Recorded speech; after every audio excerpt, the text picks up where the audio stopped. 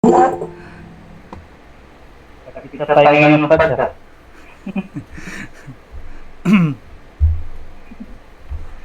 Bismillah, wait lang po.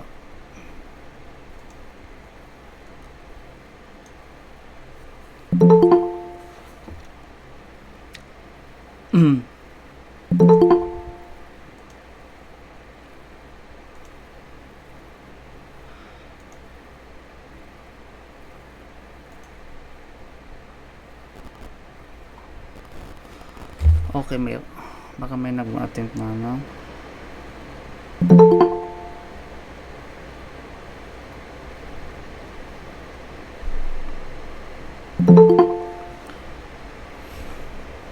Sino nag-attempt na yun? Assalamualaikum bro, denied ka kasi wala kang ID.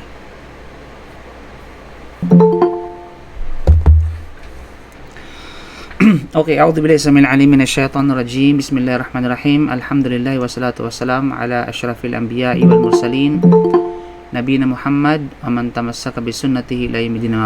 Assalamualaikum warahmatullahi wabarakatuh.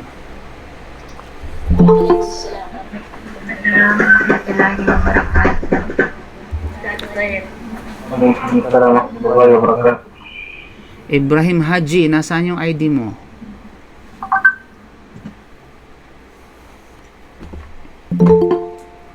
Yeah, Ibrahim Haji Musa.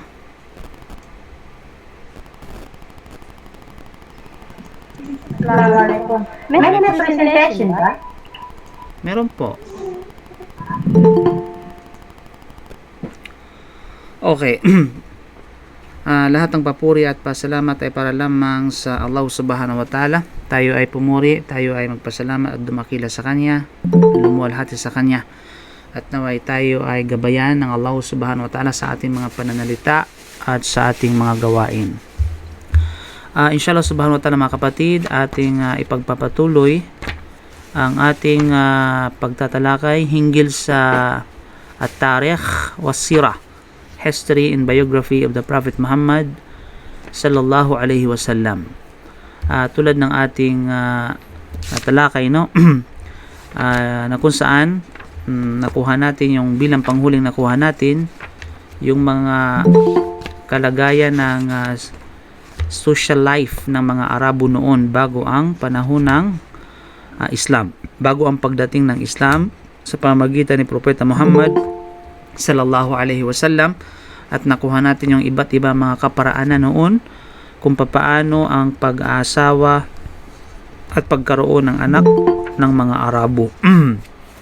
Ngayon sa pagkakataon na ito, inshallah subhanahu wa ta'ala, ating tutunghayan at ating pag-uusapan ang tinatawag na economic situation o ang kalagayang pang-ekonomiya noon ng mga Arabo bago natin lisanin ang aralin at paksa na ito, inshallah subhanahu wa ta'ala. So, ang kalagayang pang-ekonomiya ay halos katulad ng kalagayang panlipunan na kung saan malinaw na inilarawan ng paraan ng pamumuhay ng mga Arabo noon. Ang pangalakal, ang pangalakal, ang pinakamalaking pamamaraan upang magkamit ng pangailangan sa kanilang buhay. Yaon ang kumbaga, yaon ang common na trade ng mga Arabo noon para sila mabuhay. Kinakailangan nilang magkalakal sa isang lugar, papunta sa isang lugar, palipat-lipat ng lugar, at iba pa. At tulad nga ng nakuha natin noon, nakabilang din sa mga source ng mga Arabo noon para sila ay mamuhay ay walang iba kundi ang pag-ambang. Okay, yung aambangan nila, which is yung tinatawag na pirata. Diba? So sila ay pupunta sa disyerto, aabangan nila yung mga caravan, nalulan yung mga kalakal, mga pagkain, mga inumin at iba pa.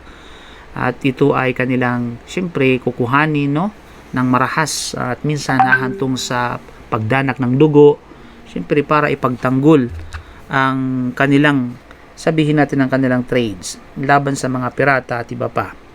So, yun yung mga pangunahin na sabihin natin na ekonomiya ng mga Arabo noon. Ako walang iba kundi yung pangangalakal. So ibig sabihin noon pa man ay meron ng pangangalakal.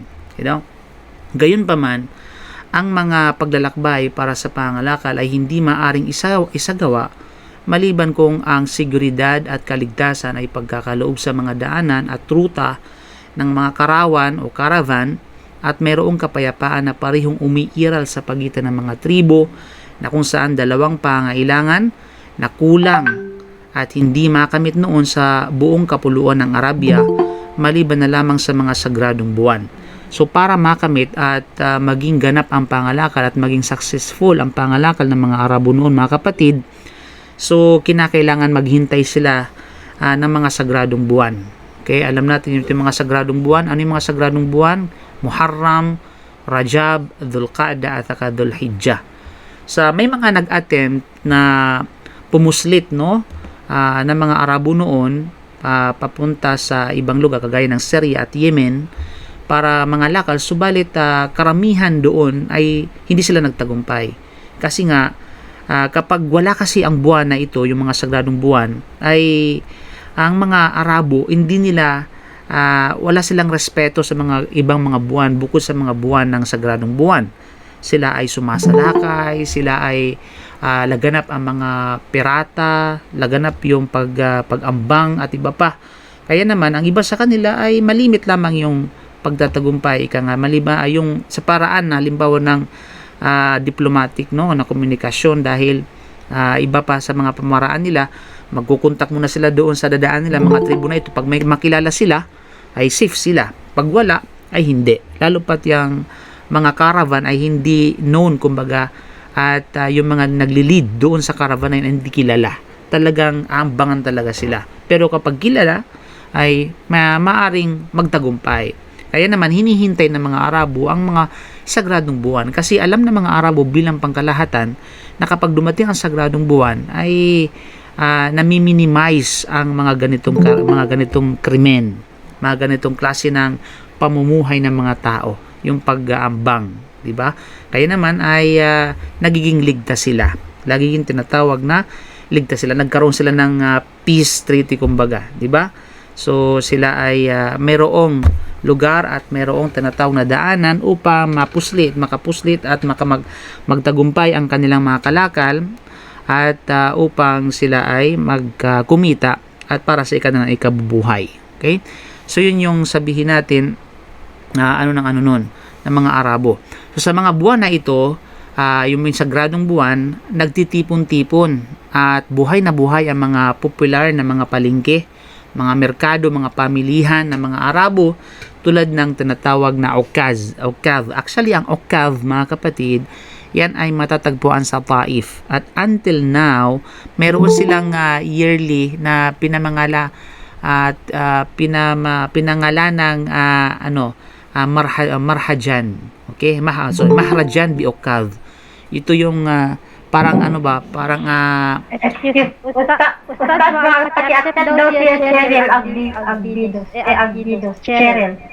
okay, sabi kasi merong hindi ako angkoho kasi hindi ko alam. Baka sa ibang link siya napadpad. So yan po mga kapatid. Ayan. So, yung Ukaz na yan, nasa Taif po yan. Until now, meron yan sa isang napakalaking area. Pag pupunta kayo ng Riyadh, from Taif to Riyadh, yung Riyadh Way, yung highway dyan, ay mayroong Ukaz sa kanan banda. At yun, doon mismo, mayroon silang, actually ngayon, bukas ngayon, actually yung tinatawag na Ukaz. At saka, mayroon silang Mahrajan na ginaganap nila yearly na sa araw na yon, yung Mahrajan na yon, parang Mahrajan ba para sa atin, parang expo na kumbaga doon nila dinidisplay yung mga makasaysayan, anumang may kinalaman sa mga Arab, kagaya ng kalakal, kagaya ng tradisyon, doon yung makikita yon. At saka nagsisell sila. Hindi ko lang alam kung anong buwan yan sa Ukaz, yan sa tinatawag na Taif. At yun ang isa sa mga pinakalumang pamilihan ng mga Arabo, yung Ukaz. At meron tinatawag na Dhul Majaz, okay? At ang Dhul Majaz, mga kapatid sa panampalatayang Islam, Yan ay makikita diyan part dito sa tinatawag na sabihin natin, dito rin yan sa part ng Hijaz, ang tinatawag na Dhul Majaz. At merong Majanna, meron tinatawag na Majanna. Yan, yung tatlo na yan, yan ay sa Hijaz region. Makikita yan, yung tinatawag na market na yan, yung mga lumang merkado. At meron pang iba na hindi lamang ito, marami pa, kagaya halimbawa, makikita nyo sa mapa, ayan, yan sa Taif, yan yung tatlo na yan. Diyan yung Ukaz, diyan yung sa gitna, diyan yung Dhul Majaz, at yung nasa dulo naman ay yan tinatawag na Majanna. Meron yan din sa An-Natat, yan makikita natin yan sa Arabia, diyan sa may Aden, no, dito sa malapit na sa Yemen naman, andyan sa may San'a, yan sa may Hadramaut, yung Arabia, at Siher, at Taiz sa Oman, andyan sa Suhar, sa Diba, sa Bahrain naman malapit, no, at saka sa Yamama, sa Al-Hijr, Al-Mushaqqar, din dun sa sa disyerto ng An-Nafud, no, nandiyan yung An-Nala at saka Dawmatu Al-Jandal. So ito yung mga known, mga area, location na kung saan ang pinakalumang merkado at pamilihan ng mga Arabo. Ayan. So makikita diyan sa tinatawag na mapa. Hindi ko lang alam sa mga ibang pamilihan diyan ay existing pa o hindi, or maaring na-renovate o kaya hindi ba yung pangalan, kasi may mga ganun. Halimbawa pag nasakop ng isang lugar ay minsan ay yung pangalan noon ng old name ay pinapalitan nila, okay, ng bagong pangalan. So yun yung mga sabihin natin mga lumang pamilihan ng mga Arabo. Kung ang pag-uusapan ay sa larangan naman ng tinatawag na industriya, ang mga Arabo ang pinakamalayo sa mga lupain sa tinatawag na mula sa industriya, yung lupain ng tinatawag na Arabo, mga lupain ng mga Arabo. Ang industriya lamang na matatagpuan noon na laganap sa mga Arabo ay ang industriya ng pananahi. Industriya ng tinatawag na sabihin nating pananahi. Industriya ng pagpapatuyo, ito yung tanning, okay? Industriya ng pangungulti at paglilinis ng mga balat o balahibo ng hayop na gagawing damit at iba pa. Diba? So, noon pa man, mayroon ng ganun. Kasi, syempre, pag alam natin, pag dito sa Arabian Peninsula, Arab countries, no, pag dumating yung winter, talagang napakalamig. Dahil kita sa halimbawa sa area ng Jordan, sa malapit sa Syria, malapit sa border ng Iraq, o lalo pat dito mismo sa Saudi Arabia, no, kamakailan lamang naunmulan ng snow diyan sa Tabuk region sa may Mount Luz. Matagal namin pinapangarap na magpunta ng snow, hindi namin na talaga, isang balde lang yung naabutan namin. So at iba pang mga area, no, sa which is part ng maging sa part ng Yemen, maging sa part ng sabihin natin, no, ng Bahrain, maging papuntang Dubai, during winter season talagang ay napakalamig. Kaya kinakailangan nila ng pangbalot at pangprotekta sa kanilang mga katawan laban sa lamig. 'Di ba? So laganap yung mga industriya noon, mga kapal, sa mga industriya ng pangungulti. At ito ay pangkaraniwang matatagpuan sa mga tinatawag na Yemen, at gayon din sa Hira at sa mga hangganan ng sinaunang tinatawag na Syria. At matatagpuan din sa loob ng Arabia ang mga industriya ng bukirin. Mashallah, may mga farm din ng mga bukirin. Industriya ng pananim, no? Pananiman, yung mga agriculture at paghahayupan. Diba? Farming, livestock. Laganap din noon, mga kapatid. Kahit pa naman ngayon, no? Makikita natin disyerto. Bakit may mga poultries, may mga farm ng mga, mashallah, may baka, actually may bakahan, mayroong kamilyo, maraming sabihin na wala akong nakitang karabaw. May mga mga tupa, napakarami, mashallah, tabarakallah, diba? At mayroon akong na lugar nakita dito sa part ng which is sa region nung ako ay papunta ng Jizan, sa may banda ng Haifa, kasi ang Haifa elevated area po yan sa Jizan, bundok, na pag nasa itaas po kayo ay makikita mo na yung abutan mo na isang hakbang na lang yung Yemen. Then doon makikita mo no na para siyang bahay hagdang palayan. Okay, kaso lang hindi mga ang iba ay mga palay, ang iba mga mais, ang iba ay mga guts. Ang guts po, yun po yung nginunguya nila parang nganga na pinagbabawal ng authority dahil para siyang drugs na kapag kinain mo nga yan ay hindi ka aantukin. Pag ninunguya mo yun, hindi ka aantukin, talagang gising yung diwa mo 24 hours. Kaya pinagbawal yun ng authority na kuhanin at ilabas doon sa mga area na mayroon ng guts. At yan po ay lahat po yun na sa may Harub. Banda po yan. Lahat po nadaanan po natin yan. Napakaganda. Parang hindi mo maituturing na yun ay Saudi Arabia. Akala mo ibang bansa na kung saan kagaya ng New Zealand dahil nga bulubundukin, punong-puno ng mga plants. Yes, gusto mong picture, hindi ko nasingit dito pero gusto mong makita. Okay, yan mo. I-private ko sa'yo. Ang daming makikita mo yan. Siya lang ipopost ko yan balang araw mga kapatid sa aking album. Yung napakagandang mga iba't ibang lugar sa Saudi Arabia na ating napuntahan. Mashallah, tabarakallah. So yun nga po at of course mga kapatid sa panampalatayang Islam matatagpuan din sa loob na ayun nga yung mga iba't ibang mga livestock, no? Halos lahat ng mga kababaihang Arabo naman ay bihasa sa paghihibla at paggawa ng sinulid. So yun yung mga ng mga Arabo na ko tuloy naalala ko yung series ni Ortogrol. Mga babae noon ay mahilig sa mga spinning yarn, 'di ba? Sila ay yung tribu na ni Ortogrol. Subalit of course magiging ang gawain ito ay patuloy na pinagbabantaan ng mga digmaan kasi sa kabuuan ng kahirapan, kagutuman at kawalan ng mga pangunahing pangailangan tulad ng pagkain at pananamit ay ang nangingibabaw na katangian ng ekonomiya sa Arabia. Kasi nga, yun nga ay hindi madali although may ito yung mga pangunahin na pinagkakakitaan nila at industriya, subalit hindi makupad yung progress. Kasi nga, siyempre noon laganap yung digmaan. Kahit pa, alam mo natin noon kasi nga uso yung mga pananakop, no? Uso yung sabihin natin. So, hindi sila minsan na nagstay sa isang lugar dahil nga sa digmaan, tribal feud at iba pa. Diba? Kaya pag napanood natin yung sa yung panahon ng mga Uthmani, kung papaano nabuo yung Uthman Empire, bago pa nabuo yun, talagang dumanas yung mga tribo. Ika nga, na tribo ni Uthman na yung kanyang lolo ay walang iba kundi si Ortogrol na sa paglipat-lipat sa isang lugar hanggang sila ay mapadpad sa Turkey. Actually hindi Turkey noon, hanggang sa nagiging tinatawag na lumago ang kanilang imperyo, lumakas ang kanilang imperyo.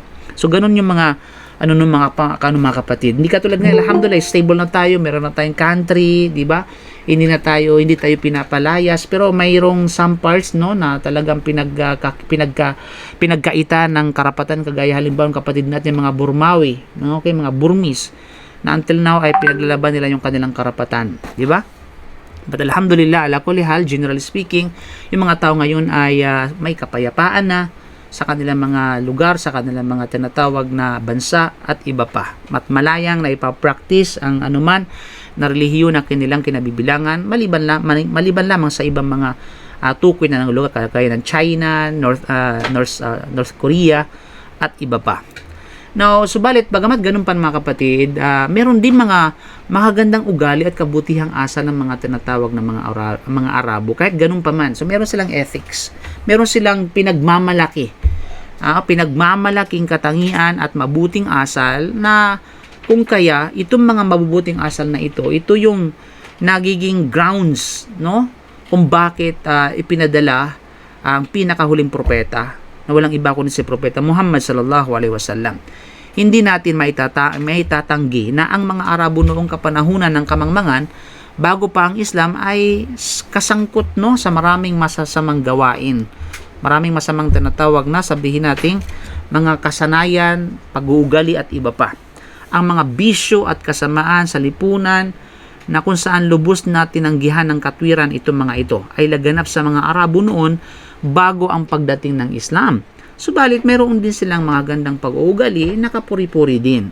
At mga kabutihang asal na hahangaan din naman ng mga tao at magdadala sa pagkamangha.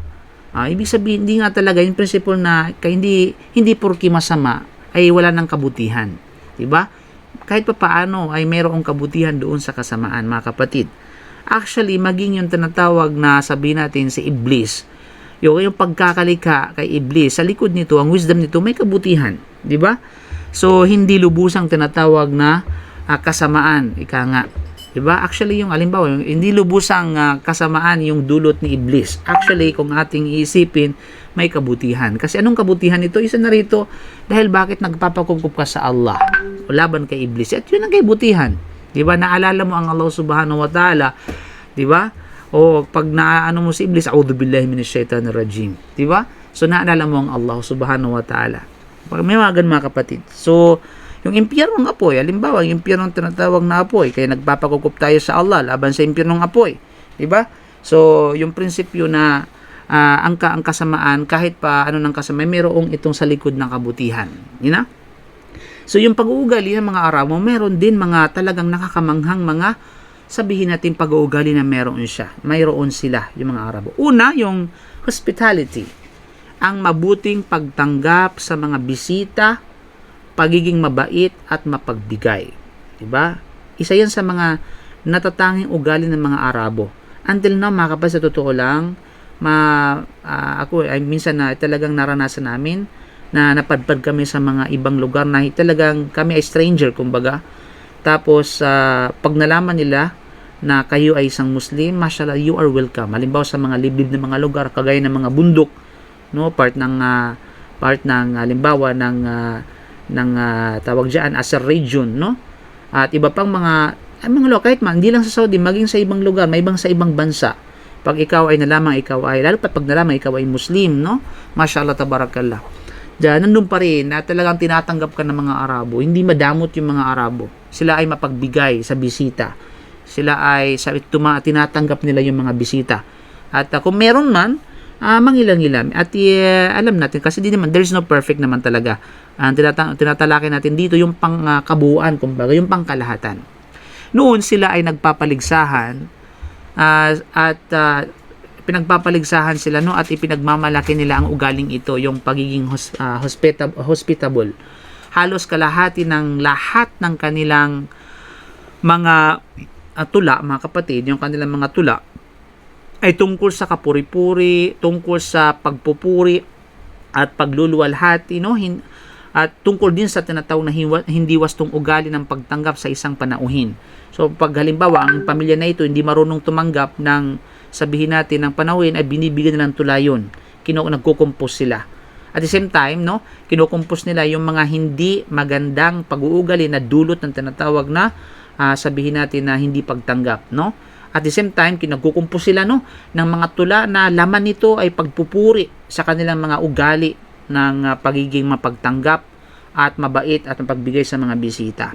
Noon, kapag may dumating na panauhin sa panahon na kung saan ay sa panahon na matindi ang lamig at gutom at wala siyang anumang taglay na pera, tari-arian, liban sa kanyang babaeng kamilyo na kanyang ikinabubuhay at ng kanyang pamilya, ay talagang kukuhanin nila yun.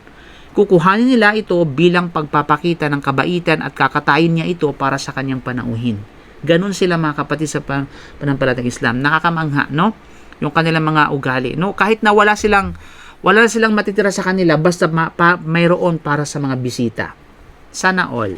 Diba? Hindi katulad ng mga ibang mga lahi, no? Karamihan iba sa kanila na ipinagkakait at pinagtataguan pa yung bisita. Bahala nang walang makain. Bahala nang walang makain yung bisita, basta meron silang makain. Diba? At meron nga kwento na, yun nga, na yung bisita, na, alam mo yung naalala ko yung kwento ni Ma'am Shafi'i, rahimahullah. Maisingit ko lang yung kwento ni Ma'am Shafi'i, na naisalaysay, na naglakbay si Ma'am Shafi'i. At si Ma'am Shafi'i ay mula sa mula sa kabilang sa kanyang kaalaman, yung ilmul firasa. Ilmul firasa, yun yung psychology, no? Magaling siya magbasa. I think nakwento ko na ata sa inyo yan. At hindi na ko na uulitin pa. So, yun. So, mayroong isang tinatawag na kwento, isa pa rin kwento, hindi kay Ma'am Shafi'i, sa ibang pagkakataon, merong pamilyang, merong isang bisita ay Pero hindi ko pa pala kwento yun tayo. Imam Shafi po, gusto po namin marinig. ay hindi mo ba nakwento?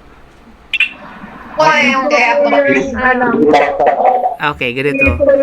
So, okay. Marinig. So, ganito. Okay, sige. Sa hindi ko naman po yung nakwento, Ustad. Yung si Masyaki na, like, pinabayaran siya. Ay, oo. Di ba saan ko nakwento yun? Dito ba sa Sira? Sa Yusuf, sa Tafsir Yusuf. At Tafsir Yusuf. Ay, okay, sige, good. Gusto ko marinig. Kwento mo na kasi may mga bagong student. Okay po, sige na po. Okay, papabigyan. Okay. So, ganito po yan. Si Ma'am Shafi ay naglakbay sa isang lugar at pagkatapos naabutan siya ng gabi o meron siyang kasama sa ibang narration, meron siyang kasama, naabutan sila ng gabi. At syempre, wala namang tinatawag na mga hotel-hotel noon.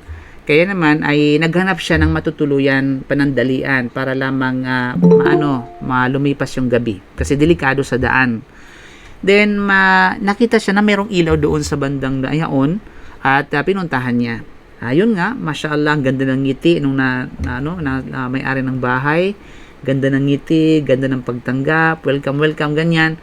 At pinagluto pa. Okay? Pinagluto pa si Ma'am Shafi'i at ang kanyang kasamahan. Sabi, ano bang kailangan? Ganyan. Ay, in-entertain lahat. Pangangailangan sa pagtulog, pangangailangan sa pagkain, pangangailangan sa lahat-lahat. In-entertain. So, syempre, kahit naman sino, di ba? Mashallah, bait-bait naman. Sana all. Di ba? So, talaga na Ma'am Shafi'i. So, nabasa Ma'am Shafi'i na mabuting mga pamilya ito. Di ba? Kasi nga, tinanggap siya ng buo, tinanggap siya ng, minsan lahat na pangangailangan ay binigay sa kanya. Di ba? Kahit hindi niya hiningi, ay anong kailangan, naka-forward na kagad kung ano yung mga pangangailangan, andyan na lahat, di ba? So, alhamdulillah, nagsama Shafi'i, pinalangin yung mga tinatawag na mga pamilya na ito. Pagkatapos noon, yun nga, kinaumagahan, alis na siya, nagpapalang siya Ma'am Shafi'i. Tapos, ngiti, nakangiti kay Ma'am Shafi'i yung bago siya tinatawag paalam, sabi niya, bago ka umalis, narito yung mga listahan. Narito yung mga listahan ng mga pinakikinabangan mo. Pagkain, mga ganyan-ganyan, kumot at iba pa, nandiyan yung mga listahan, yung mga bayad, nababayaran ni Ma'am Shafi'i. Nagulandang si Ma'am Shafi'i.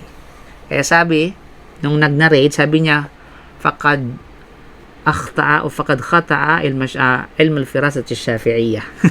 Nagkamali ang ilm al-firasa, nagkamali yung yung pagbabasa ni Imam Shafi'i.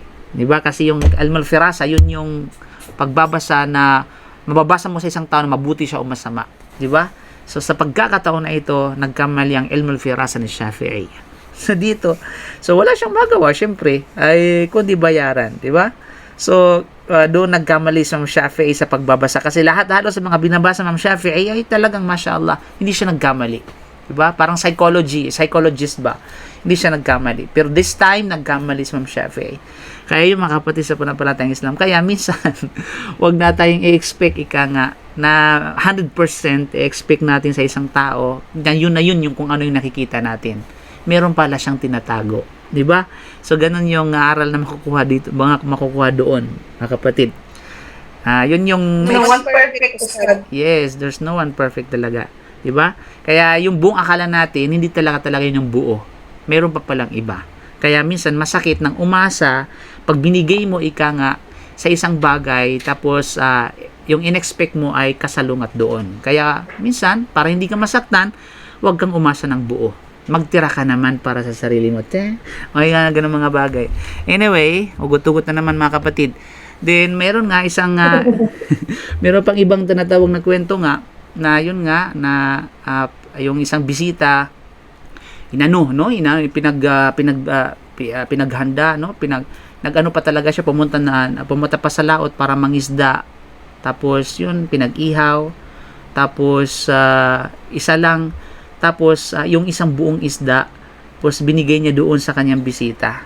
Tapos, unexpected na magtitira yung bisita para sa kanyang pamilya. Tapos, yung anak ngayon, yung anak ay inaabangan na Kasi noon sa mga traditional, I think until now natili pa ito ang mga ganitong klase ng mga pag-uugali na mas unahin pang pakainin yung bisita bago ang kanilang mga sarili. 'Di ba? Magandang kaugalian 'yan. Kaya nga sa kwento na ito yun. Inuna yung pakainin yung bisita, kaya yung isdang inihanda na which is expected nung nagluto yung may-ari ng bahay na para sa bisita at para sa kanyang pamilya. So itong bisita na ito, ang expected niya yung isda para sa kanya lamang. Kaya naman, habang kumakain itong bisita, yung anak ngayon ay nakabantay para baka maubos ba at walang matira sa kanilang pamilya. Sabi niya, Nay, oh, binaliktad na, Nay. Yung isda daw, binaliktad na yung isda. Binaliktad na yung isda. Baka baka maubos at walang matira na. Ayun na. So anyway, mga kapatid, so yun ay maano lamang, kung advertise na kwento. So, ang mahalaga, yung tinatawag na mga Arabo ay kabilang sa kanilang kaugalian ay walang iba kundi ang hospitality. Hospitable talaga sila. Yun yung mga tinatawag na Arabo noon. Na kahit ang pagkain ay para sa kanilang pamilya, ay bahala na basta ito ay maipakain nila sa kanilang uunahin nila yung kanilang mga tinatawag na mga bisita, yung kanilang panauhin. At bakas pa rin ang kanilang pagiging mapagbigay ang hindi nila pagdadalawang isip sa pagpasan sa mga bayad, dugo or blood money. Talagang papasan nila yung obligasyon na yun, talagang babayaran nila yung blood money. Kahit ito ay malaking halaga at makakatulad na pasanin para maitigil lamang ang pagdanak ng dugo. Para lamang sabi nating matigil na yung war kumbaga sa pagitan nila at pagkawala ng buhay. Basta magbayad lamang, ika nga, okay, ano bang para matigil na yung family feud na yan, matigil na yung rido na yan. So, kinakailangan magbayad ng blood money, katumbas ng buhay na kinitil ng tribu na ito. Babayaran nila yan para lang mawala ang tinatawag na sabihin natin ang pagdanak ng dugo at pagkawala ng buhay. Pinupuri nila ang ganitong gawain at ipinagmamalaki nila ito sa iba pang hindi nila katulad ng mga pinuno at leader. Pag nakagawa sila ng ganun, ay talagang magse-celebrate sila. Ganun na pinupuri nila yung ganitong klase ng gawain na napakadakila mo, na pamilya mo, ganyan-ganyan, binabantog nila yung mga kapatid. Kasi ganun yung mga Arabo noon. Binabantog nila yung mabubuting pag-uugali. Okay, ibinabandila nila yung mga kaugalian na ito, ika nga sa lipunan. Subalit kabilang sa kanilang mga pangunahing katangian ay ang kanilang papuri sa pag-inom ng alak, mga kapal sa panampalatayang Islam. Okay? Pinupuri nila pag ganun sila ka-addict pagdating sa alak. Hindi dahil ito ay karapat-dapat ipagmalaki at kapuri-puri, kundi dahil ito ay isang paraan ng pagpapakita ng pagiging mapagbigay at kaagandahang loob. At sa pamamagitan nga nito ay nililibang nila ang kanilang mga kaluluwa, yung alak. Pag may problema sila, punta sila sa alak. Pag magsaya sila, punta sila sa alak. Bagkus, mga kapatid, yung konsepto ng pagiging addict nila sa alak ay halos sambahin nila yung alak. Halos sambahin nila yung tinatawag na alak, mga kapatid. Sa mga kadahilan ng ito ay tinagurian nila ang puno ng ubas bilang al-karam. Okay? The generosity, kumbaga, diba? Ibig sabihin, the generous, ang mabait at mapagbigay, the generous one. Yung tinatawag na yung grape, no, yung ubas, ganun nila pinangalagaan at pinagmamalaki yung tinatawag na ubas. Kaya pag may ubasan sila, pag may pamilya, diba, sa tribu na ito ay may mga ubasa, ay talagang sikat na sikat, kumbaga, dahil nga ay siya ay nagtanim ng al-karam. Okay? Ibig sabihin, ang mabait at pagbigay para sa karangalan bilang pagpaparangal sa tinatawag na alak.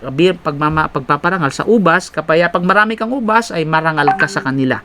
At sa alak nito bilang anak na babae ng tinatawag na karam. Kaya naman, ang ubas ay al-karam, then yung alak nito na galing sa ubas ay itinuring nilang tinatawag na banatul karam.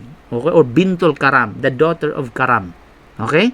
So yun, yung alak ay itinuturing ng mga Arabo noon na anak na babae ng tinatawag na ng ubas, which is ng karam. At ang karam ay yun yung ubas. At kung titingnan ang mga naitalang tula noong kapanahunan ng kamangmangan, matatagpuan mong ito ay pintuan sa mga pintuan ng papuri at pagmamalaki. Ganun mga kapatid. Kaya naman, isang hadith ni Propeta Muhammad sallallahu alaihi wasallam na man mata wa huwa mudbinul khamar mata maitatul jahiliyah. Sino man ang namatay na siya ay lasing giro, okay? Ibig sabihin ay sa atin na tawag na nalulung sa alak, ay siya ay namatay sa panahon ng kamangmangan. Diba? Kasi nga sa mga Arabo, ang konsepto ng alak ay hindi lamang siya tinatawag na mga kapatid. Hindi lamang, kaya anong sabi ng mga ulama dito sa hadith na ito? Kasi nga yung mga Arabo ay hindi lamang basta yung alak sa kanila. Hindi lang basta-basta. Kundi ay ito ay papasok sa konsepto ng tinatawag na sabihin natin pagsamba. Kasi nga kaya naman doon ipinagbawal sa mga Arabo noon yung nung doon yung bago pa dumating yung Islam, yung fresh pa lang yung Islam sa kanila. Pwede sa kanila, hindi sila pwedeng lumapit sa masjid o magdasal na sila yung mga lasing. Pero still na nandun pa rin yung pagpapahintulot sa pag-inom ng alak. Kasi nga napakahirap tanggalin kung sakasakaling ipinagbawal sa kanila agad ng Allah Subhanahu wa Ta'ala. Alam ng Allah yung kanilang sitwasyon. Kung sakasakaling sa mga Muslim, kasi kahit pa may mga Muslim na sila noon, ay mayroon pang mga lasing giro. May mga naitala na mga sahaba noon sa panahon ni Propeta Muhammad sallam na kung saan before yung pagbabawal talaga totally at pagbaba ng totally yung ng alak sa kanila, may mga Muslim na nag-umiinom ng alak.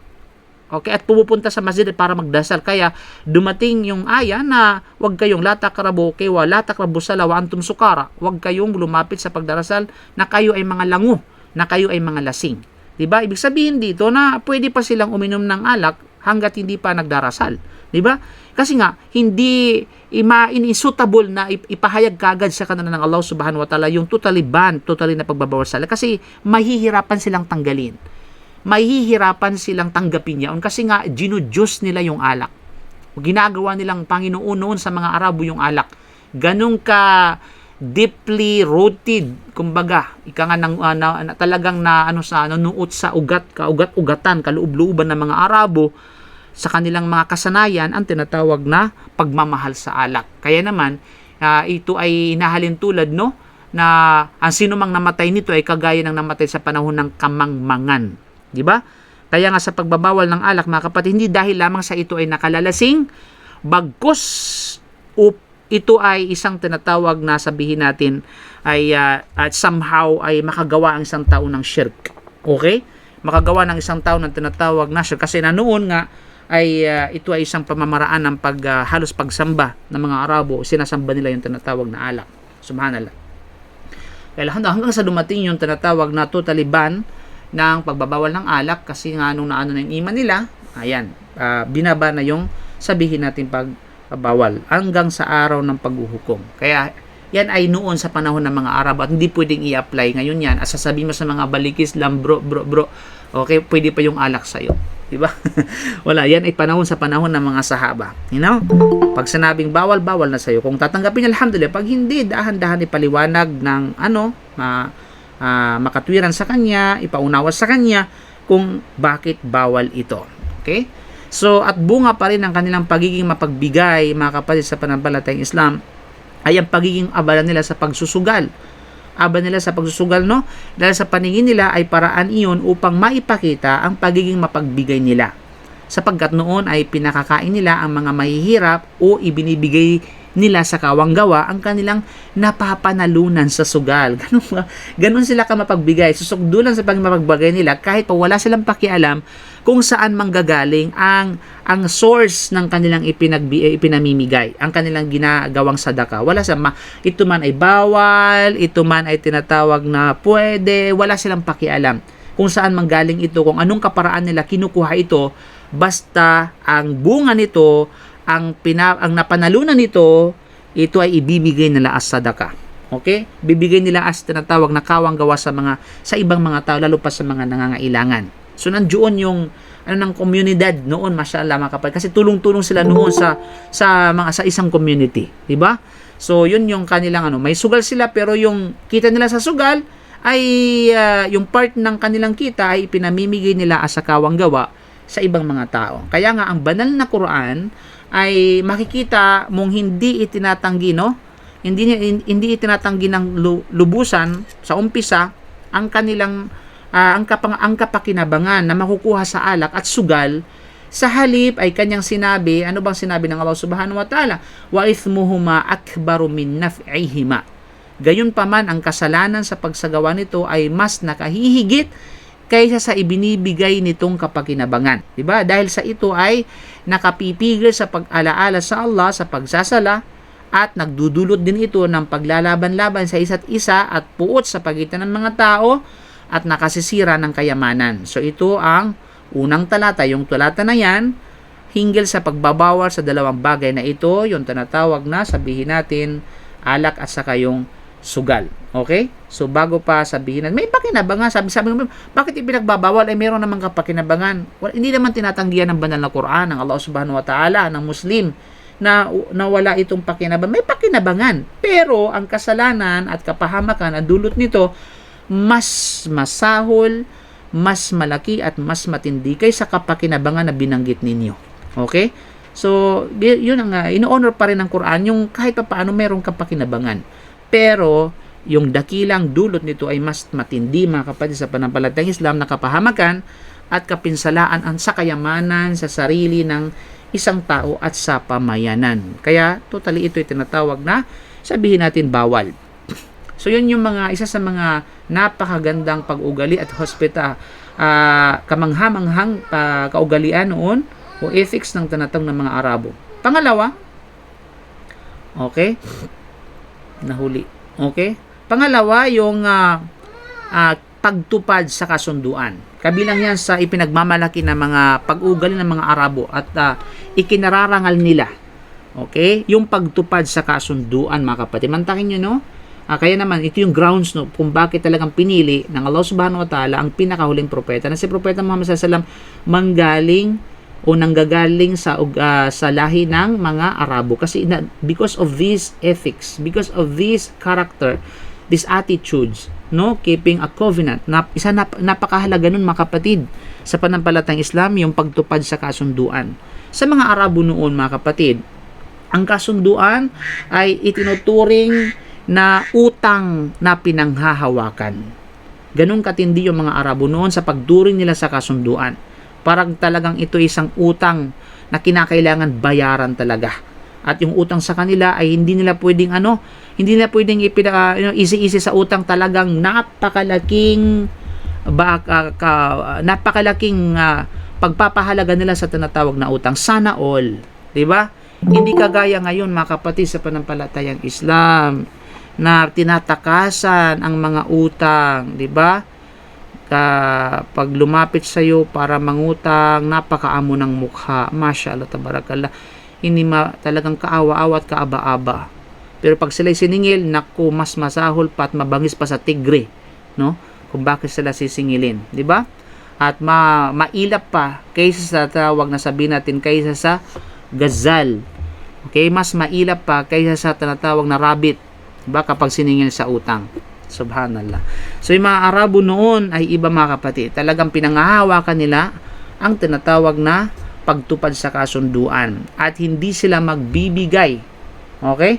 Hindi sila nagbibigay halaga kahit pa nga ikamatay ng kanilang mga anak, kahit pa ito ay pagkawasak ng kanilang pamayanan para lamang sa kapakanan sa pagtupad ng kasunduan. Ganun yung mga Arabo noon, 'di ba? Kahit pa sino ang mapahamak, pamilya man o hindi, basta maisakatuparan lamang ang kasunduan. Ganun sila noon, yung mga Arabo, mga kapatid. At sapat na para mabatid ito, no, sa mga tinatawag na sabihin nating kwento ni Hani bin Mas'ud Ash-Shaybani, at ganyan si Samuel bin Adiyah at Haji bin Zarura at Tamimi. Ito yung mga karakter ng mga tao noon na kung saan may mga silang mga kwento nila kung paano nila tinupad yung tinatawag na kasunduan sa pagitan nila noon sa kapanahunan tinatawag na panahon ng Jahiliyyah. Then kabilang sa tinatawag na pangatlo, no, na kamanghamanghang ugali noon ng mga Arabo, yung pagrespeto sa sarili at hindi pagtanggap sa kawalan ng katarungan. 'Di ba? Sana all talagang mapapasanaw ko sa mga ugali na ito. Yung sense of honor. 'Di ba? Ngayon, yung mga tao ngayon walang respeto sa sarili. Kaya kahit ano lamang ginagawa nila, nawawala na ng hiya yung mga tao ngayon sa kanilang mga sarili. Kaya pag nawalan ng hiya, no? Nawala siyang hiya sa kanyang sarili, ay gagawin niya ang anumang nais niyang gawin. 'Di ba? Immoral, kahalayan, at iba pa kasi nawawalan siya ng hiya. Wala siyang sense of honor and denial of injustice. Bagkus ngayon, tinatanggap yung tinatawag na kawalan ng katarungan.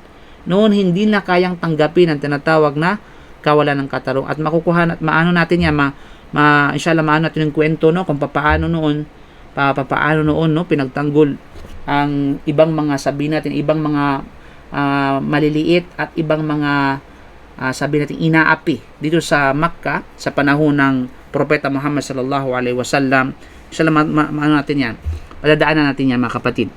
Okay, so sila ang katangiang ito ay nagbunga ng sobrang katapangan at tinatawag na, sabi natin, hindi ng pagseselos at madaling pagkagalit.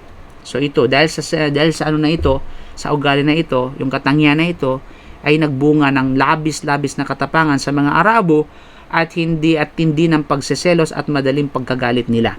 Noon, huwag silang makaririnig ng salita na may maaamoy silang animoy pambababa o pangmamaliit sa kanilang pagkatao, liban na lamang na maging dahilan iyon ng pagsiklab ng labanan o away at hindi nila pinakikialaman kahit pa nga ikamatay nila ang bagay na iyon alang-alang sa pagrespeto sa sarili. Ayaw nila mga kapatid. Diba? Tingnan mo ang nangyari sa kung ating ipa-fast forward natin ng kwento. Diba? Nung ginawa ng mga Hudyo, diba? Doon sa Madina, mga kapatid sa panampalatayang Islam, kung bakit isa sa mga dahilan kung bakit pinalayas sa Madina ang mga Hudyo nang talagang halos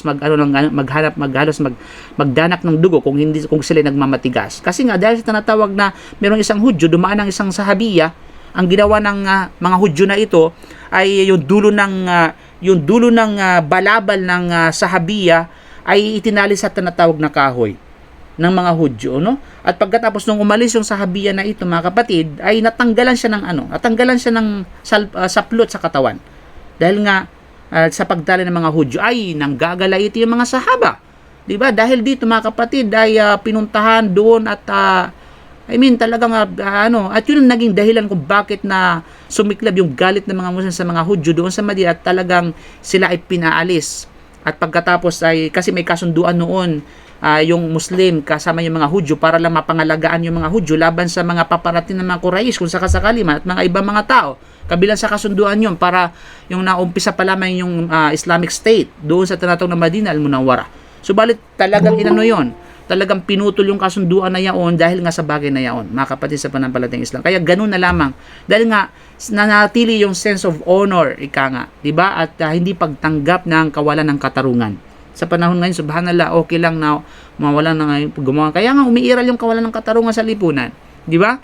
At saka nawawala na yung sense of honor, ika nga, sa bawat isa sa kanilang mga sarili, 'di ba? Kaya naman mas lumipig yung injustice, ika nga madaling yung tinatawag lumaganap yung injustice sa lipunan sa mga bagay na ito. So yung mga kapatid sa panampalatayang Islam, kaya ito yung naging dahilan talagang bakit sila nang iinit, dahil sila ay nagagalit, madaling magalit, no? At yung kanilang katapangan ay lumalabas sa mga ng mga Arabo dahil nga sa ugali na ito. Ay kahit pa ikamatay nila ang bagay na iyon alang-alang sa pagrespeto sa sarili. Pangapat mga kapatid, na ugali na at kamangha-mangha na kung saan ugali ng mga Arabo, matatag na kalooban at determinasyon. Firm will, no, and determination ng mga Arabo. Ang Arabo noon ay hindi kailanman nawawala ng pagkakataon na kung saan ay mag-ambag sa pagpapanatili ng isang bagay na ipinagmamalaki o isang katayuan ng karangalan. Kahit pa nga ang ibubunga nito ay ang pagkawalan ng kanilang buhay. Basta meron silang maiambag upang panatili ang bagay na kung saan ipagmamalaki na layaon. Determinado silang gawin yun mga kapatid. Pag sila ay nagtitika, ay talagang gagawin nila yaon. Meron silang tinatawag na full determination. At hindi sila hindi sila tinatawag na tawag diyan ay kada-kada.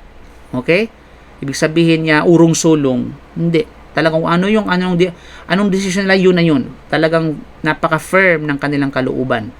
Diba? Wala silang tinatawag na takot, kumbaga, na kahit pa ba, so basta yun ay maipagmamalaki ng kanilang pamilya, ng kanilang angkan, ng kanilang tribo, isang ambag upang mapanatili yaon, bagay na yaon para ipagmalaki yung katayuan at sa karangalan na sa buong pamilya, sa buong angkan, buong pamayanan, gagawin nila yun, mga kapatid. Okay? Makikipagkumpetensya sila kahit pa mawalan sila ng buhay. Di ba? Makikita natin yan din sa mga old movies, no? Na ganun yung mga minsan mga ng tribes na talagang para sa karangalan ng tribo. Para may pagmamalaki ang kanilang angkan, ng kanilang pamilya. Susuungin ang lahat. Then kabilang sa tinatawag na kabilang sa ugali na kahangahangang ugali ng mga Arabo noon, pagtitiis, tiyaga at kahinahunan. Okay? Andiyan yung forbearance, perseverance and mildness. Noon mga kapatid ay nagpupurihan sila sa mga katangiang ito. Hindi nakakagulat kaya naman sila ay napangibabawan ng kanilang sobrang katapangan at mabilis na pag-iinit ng kalooban sa pakikipaglaban. Okay? So yun yung mga kapatid, talagang sila. Pagdating sa tinatawag na nandyan yung pagtitiis nila sa labanan at iba pa, pagtatsyaga nila sa lahat ng bagay at pagiging tinatawag na mahinahon. Okay? In some aspect, meron kayo. At yan ay nadadala sa panahon ng mga sahaba, mashallah tabarak, pagdating sa tinatawag na pagdating sa labanan, lalo pa sa mga panig ng mga Muslim. Okay? Some battlefield sila ay nagpapakita ng bago sila nandyan yung kahinahunan, pagbabalansi, at the same time yung pagtatyaga, nagtitiis sila. Okay? Kasi nga kasama nilang propeta sallam at yung yung guidance sila ay mula sa kalangitan. Pero sa mga Arabo, na ibang mga part, lalo pat yung mga Quraysh, yung mga non-Muslims, mga mushrikon, ay sobrang init nila, atat na atat sila, ayan, yun ang naging sanhin ng kanilang pagkatalo. Then of course ay pang-anim mga kapatid, na kabilang sa kanilang mga ugali noon ay simple at rural Bedouin, upayak na estilo ng pamumuhay sa disyerto. Yun ang isa sa mga nila. Ibig sabihin kontento na sila na sila ay nasa disyerto. Naalala ko noon yung isa sa mga king, mga naunang king, kung ako nagkamali, si King bago mag-King Abdullah ay si King Fahad, kung ako nagkamali, ay kung saan ay sinasabi nila na maghihirap daw ang Arabia, especially yung Saudi Arabia, kapag hindi sila nakipag-link sa mga banya kagaya ng Amerika. Sabi niya kahit na kami ay sanay na kaming mamuhay sa disyerto, hindi lamang kami makipag-ugnayan sa kanila. Yun yung prinsipyo noon ng dating tinatawag na hari. Pero now, Allahu alam. Okay, mahirap na magsalita. Baka mahuli tayo dito. Okay, so malayo sa mga makabagong kabihasnan, mga kapatid sa panampalatayang Islam, o maunlad na sibilisasyon at sa dulot nitong modernong paraan ng pamumuhay. At ang nagiging bunga nito, sila ay nagiging natural sa pagiging makatotohanan at mapagkakatiwalaan at pagiging malayo nila sa pandaraya, panlilinlang at kataksilan. Kaya nga, sila ay rural ba? Kasi napakasimple na pag namuhay ka sa rural area. Diba, hindi katulad sa city, na ang city ay, subhanallah, punong-puno ng mga modernong mga punong-puno ng pandaraya, punong-puno ng panlilinlang, punong-puno ng kataksilan. Subhanallah. Kaya, at yan ay duda mga kapatid, di ba? Pag iba talaga mamuhay ka sa syudad, kaysa doon sa ibang mga rural area, mga malalayo, mga remote area, di ba? Na malayo sa kabihasnan. Di ba? Doon kasi sa malayo sa kabihasnan, nanatili pa yung honesty sa pagitan ng mga tao, di ba? Nawawala, wala yung tinatawag na yung treachery, yung kataksilan, di ba? Yung panininlang. Bagus ay sila nagmamahala kasi kukunti lamang sila. The same time ay kasi ako minsan namuhay din ako kahit papaano sa mga rural area. At iba talaga sa city, alam natin yan. Kaya sa sa city, andun yung mga pamilihan, mga market, mga merkado, mga mall, 'di ba? Na kung saan ito yung inilarawan ni Prophet sallam na isa sa mga lugar na kung saan ay doon talaga makikita mo yung kinapuputan ng Allah Subhanahu wa Ta'ala ay walang iba kundi yung Makan al-Aswaq, yung mga lugar ng mga merkado. Diba? Kasalungat sa lugar ng masjid, ito'y kinaibig-ibig ng Allah subhanahu wa ta'ala. Kasi bakit nga doon sa merkado kaput-put sa Allah ng mga lugar? Kasi nga nandoon yung pandaraya, panlilin lang, half al-kadhib, yung pag yung pag swearing false swearing, diba? Na wallahi, oqsim billah, merkado, hada jadid, yan ay bago, yung pala'y luma, diba? Pandaraya, panlilin lang. Sabi ng salam, at tujjar humul fujjar illa man wafaqa rabbuh. Ang mga, sabihin natin, ang mga businessmen, ay mga fujjar, criminal. Di ba? Kasi bakit sila criminal? Dapat sapagkat mga sinungaling sila, mga mandaraya sila. Okay? It's a crime. Pandaraya at tinatawag na pagsisinungaling, sa mga fraud, at saka sabihin natin mga scammer. Di ba? Nandun yun sa mga merkado. Di ba? So, maliban lamang sa sino mang taufikan ng Allah subhanahu wa ta'ala. So, makikita natin na ang mga pag-uugaling ito na hindi matatapatan, mga kapatid, hindi matatapatan ng salapi, kaagapay ng geographical na kinalalagyan ng kapuluan ng Arabia sa buong mundo ay mga dahilan na nasa likod ng pagpili sa mga Arabo upang isagawa ang pasanin ng pagpapahayag ng mensahe ng Islam at pag-akay sa sangkatauhan sa isang bagong landas ng buhay sa pamamagitan ni Propeta Muhammad sallallahu alaihi wasallam. At hirangin ang mga Arabo upang pamunuan ng sangkatauhan at lipunan ng mga nilikha sa pamamagitan ni Propeta Muhammad sallallahu alaihi wasallam. Sapagkat ang mga katangian at pag-uugaling ito na ating nailahad, kahit pa ang iba rito ay magdudulot ng kasamaan at magdadala ng mga masasakit na pangyayari, subalit sa katotohanan, ito ay mga pag-uugaling walang katapat na yaman at hindi mababayaran at walang kasing halaga. Magdadala ito ng kabutihan sa pangkalahatang lipunan ng mga tao matapos ng ilang pagsasaayos at pagtatama rito. At iyon ang ginampanan ng Islam, mga kapatid, sa panampalatayang Islam. Yung mga ugaling ito, nasa Islam yan. Mashallah, tabarakallah. Okay? Yung nasa Islam yan. Maaring ang pinakamahalaga sa mga pag-uugaling nilang iyon at pinakamarangal matapos ang pagpapairal nila ng pagtupad sa mga kasunduan ay ang pagrespeto nila sa kanilang mga sarili at ang pagiging determinado sa anumang gawain.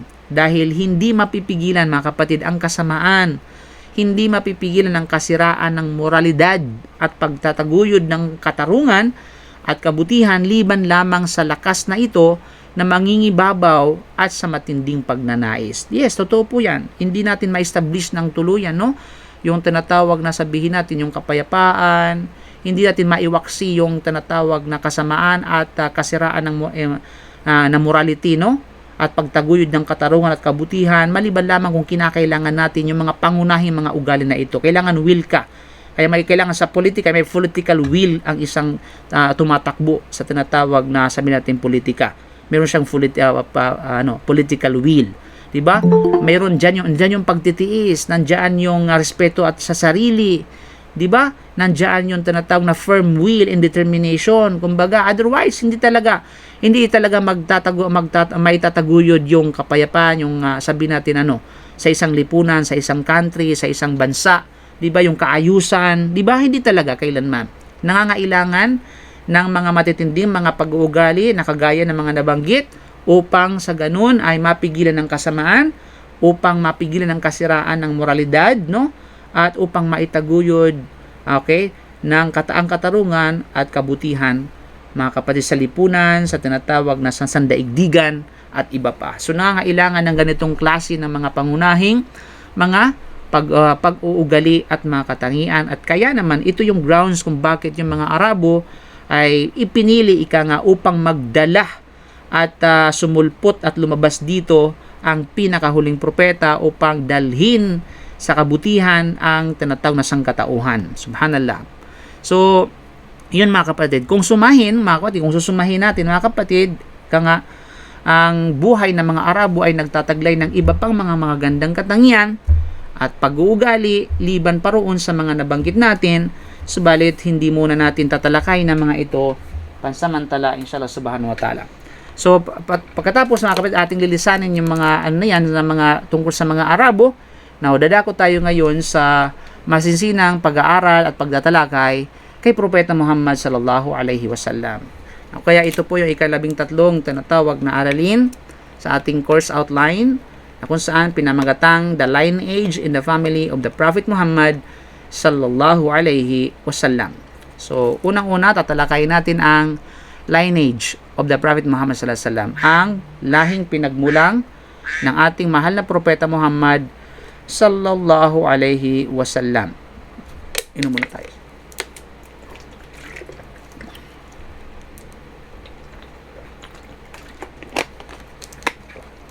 Okay. Ano ba ang lahing pinagmulan ni Propeta Muhammad sallallahu alaihi wasallam? Now, kaugnay sa angka ni Propeta Muhammad sallallahu alaihi wasallam, mga kapatid, mayroong 3 bahagi. Pag pinag-usapan natin bilang pangkalahatan o kabuuan, ang lahing pinagmulan ni Propeta sallam ay para tayo ay maliwanagan, no, ng tama at ng husto, ay i-level natin, i-categorize natin yan. I-level natin yan. So, mayroong 3 bahagyan, o bahagi, pag pinag-usapan natin ang angka ni Propeta Muhammad SAW na kinabibilangan o pinagmulan. Ano yung una? Una, mga kapatid, na ang pagiging tunay at tama ay napagkasunduan o kaya ijma ng mga dalubhasang manunulat o sabihin natin mga historian, okay? Sila mga historian at saka mga tagapagsalaysay ng talambuhay at mga genealogists, kumbaga, mga dalubhasa sa pag-aaral, no, ng talaangkanang pinagmula ng tao. Yan yung mga genealogist, okay? Na nagsasaad na ang talaangkanan ni Propeta Muhammad sallallahu alaihi wasallam ay natuntun kay Adnan, kay tinatawag na Adnan. So, from Prophet Muhammad sallallahu alaihi wasallam to Adnan, okay, ay nagkasundo ang mga historian at saka mga geologist. Sila nagkasundo, yung pagkakasunod-sunod at walang pagtatalo-talo. At sino man yung hindi sumang-ayon, kailangan tumbahin. Okay? Masyado siyang tinatawag na masyado siyang bitter. Masyadong pasaway, kumbaga. So, walang pwedeng sumalungat sapagkat pinapagkasunduan niya ng mga historian at mga geologist. Yun yung unang uri. Yun yung unang level. Pangalawang level, mga kapatid sa pananampalatayang Islam, okay, na kung saan napapailalim sa iba't ibang hindi pagkakasundo, which is ito yung subject of controversy, okay, ng mga geologists at ng mga historian, ay binabaybay ang kanyang angkan magmula kay Adnan pataas hanggang kay Abraham alayhi salam. Kaya from Adnan to Abraham alayhi salam, ito yung pangalawang level, dito ay hindi nagkakasundo-sundo, diba? At syempre yung ating susundin kung ano yung nasa ating tinatawag na curriculum. Malinaw? Yun yung ating susundin. Bagamat may mga iba na hindi sang-ayon dito, so wala tayong pakialam doon. Malinaw? So yun yung pangalawang, sabihin natin ay pangalawang level, kung saan subject to various disagreements, no? Kaya from Adnan, then patungo kay Ibrahim alayhi salam. Yung mga itong level, mga kapatid sa pananampalatayang Islam, na may ilang bahagi na tiyak na hindi tama. Some of them are, sabi natin, incorrect, no? Ang mga bakas ng kanyang angkan, langpas kay Abraham, pabalik kay Adnan. So, pabalik kay Adam. From Abraham to Adam alayhi salam. So, ang ilan sa mga puntong ito ay nabanggit na natin, no? Nang mas maaga, at narito ang mga detalye ng 3 seksyong ito ng angkan, mga kapatid. So, ulitin natin, ha? First level, pinagkasunduan from Muhammad sallallahu alaihi wasallam to Adnan. Then, second level, from Adnan to Abraham. Then, ito ay may mga hindi na pagkasunduan. Then, from Abraham to Adam, din may mga tama at may mga mali. Okay? So, subalit yung ating panghahawakan kung ano yung nasa ating tinatawag na curriculum na nakasaad sa Rahik al-Makhtum, na kung saan ito ay sinipi, okay, ni Imam ni Sheikh Mubarak Puri from Ibn Hisham at iba mga historian at iba pa. So, una, dadako tayo sa tinatawag na unang level. Okay? Ito yung napagkasunduan from Prophet Muhammad up to Adnan. Mula kay Propeta Muhammad hanggang kay Adnan. Okay. At from Prophet Muhammad to Adnan, mayroong tinatawag na 19 na mga kanunuan ang kailangan nating baybayin at dadaanan. So narito yung detalyado mga kapatid sa panampalatayang Islam. Of course, from Prophet Muhammad sallallahu alaihi wasallam, as si Prophet Muhammad sallallahu alaihi wasallam, anak ni Abdullah, okay, anak siya ni Abdullah, at si Abdullah naman ay anak ni Abdul Muttalib. Abdul Muttalib. So wag kayong malito sa pagitan ni Abdul Muttalib at saka si Abu Talib. Kasi ako minsan na talagang nalilito ako, sino ba talaga yung uncle doon ni Prophet sallallahu alaihi wasallam? Sino yung kanyang tata, yung kanyang lolo? Yung lolo niya si Abdul Muttalib. Yung kanyang uncle ay si Abu Talib. Si Abu Talib, kapatid siya ni Abdullah na kanyang ama. Okay? So yun po yan, na si Abu Talib, okay, na anak ni Al-Muttalib. Anyway, so ano yan mga kapatid? So yan, ang mahalaga, si Abdullah, anak siya ni Abdul Muttalib. At si Abdul Muttalib, kilala siya na bilang isang Shayba. Okay? Na nagngangalang Shayba. Siya ay kilala bilang Shayba. At matutunghayan natin yan, inshallah, sa mga susunod, kung ano yung history ni Abdul Muttalib, kung bakit siya tinatawag na Shayba. Okay? So, si Abdul Muttalib, na kung saan ay nagngangalang Shayba, na anak ngayon siya ni Hashim. Si Hashim, mga kapatid, ay kilala bilang Amar. Ang pangalan niya ay sa Amar. Okay? Hashim. At merong dahilan kung bakit siya tinawag na Hashim. Inshallah, matutunghayan natin sa mga susunod yan. Kung bakit siya tinawag na Hashim. Pero ang kanyang pangalan talaga ay Amar. Amar. Ain, Mim, Ra, at saka Waw. Naninam?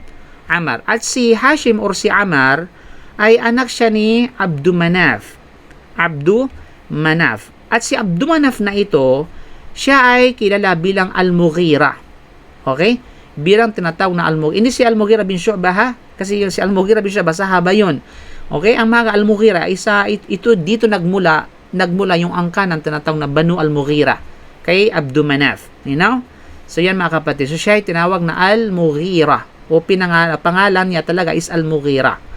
Ang bansa niya is Abdu Manaf. At itong si Abdu Manaf o si Al-Mughira ay anak siya ni Qusay. Anak siya ni Qusay. Okay? At si Qusay, mga kapatid, ang kanyang tinatawag na pangalan ay si Zaid. Si Zaid. So makikita niyo yun?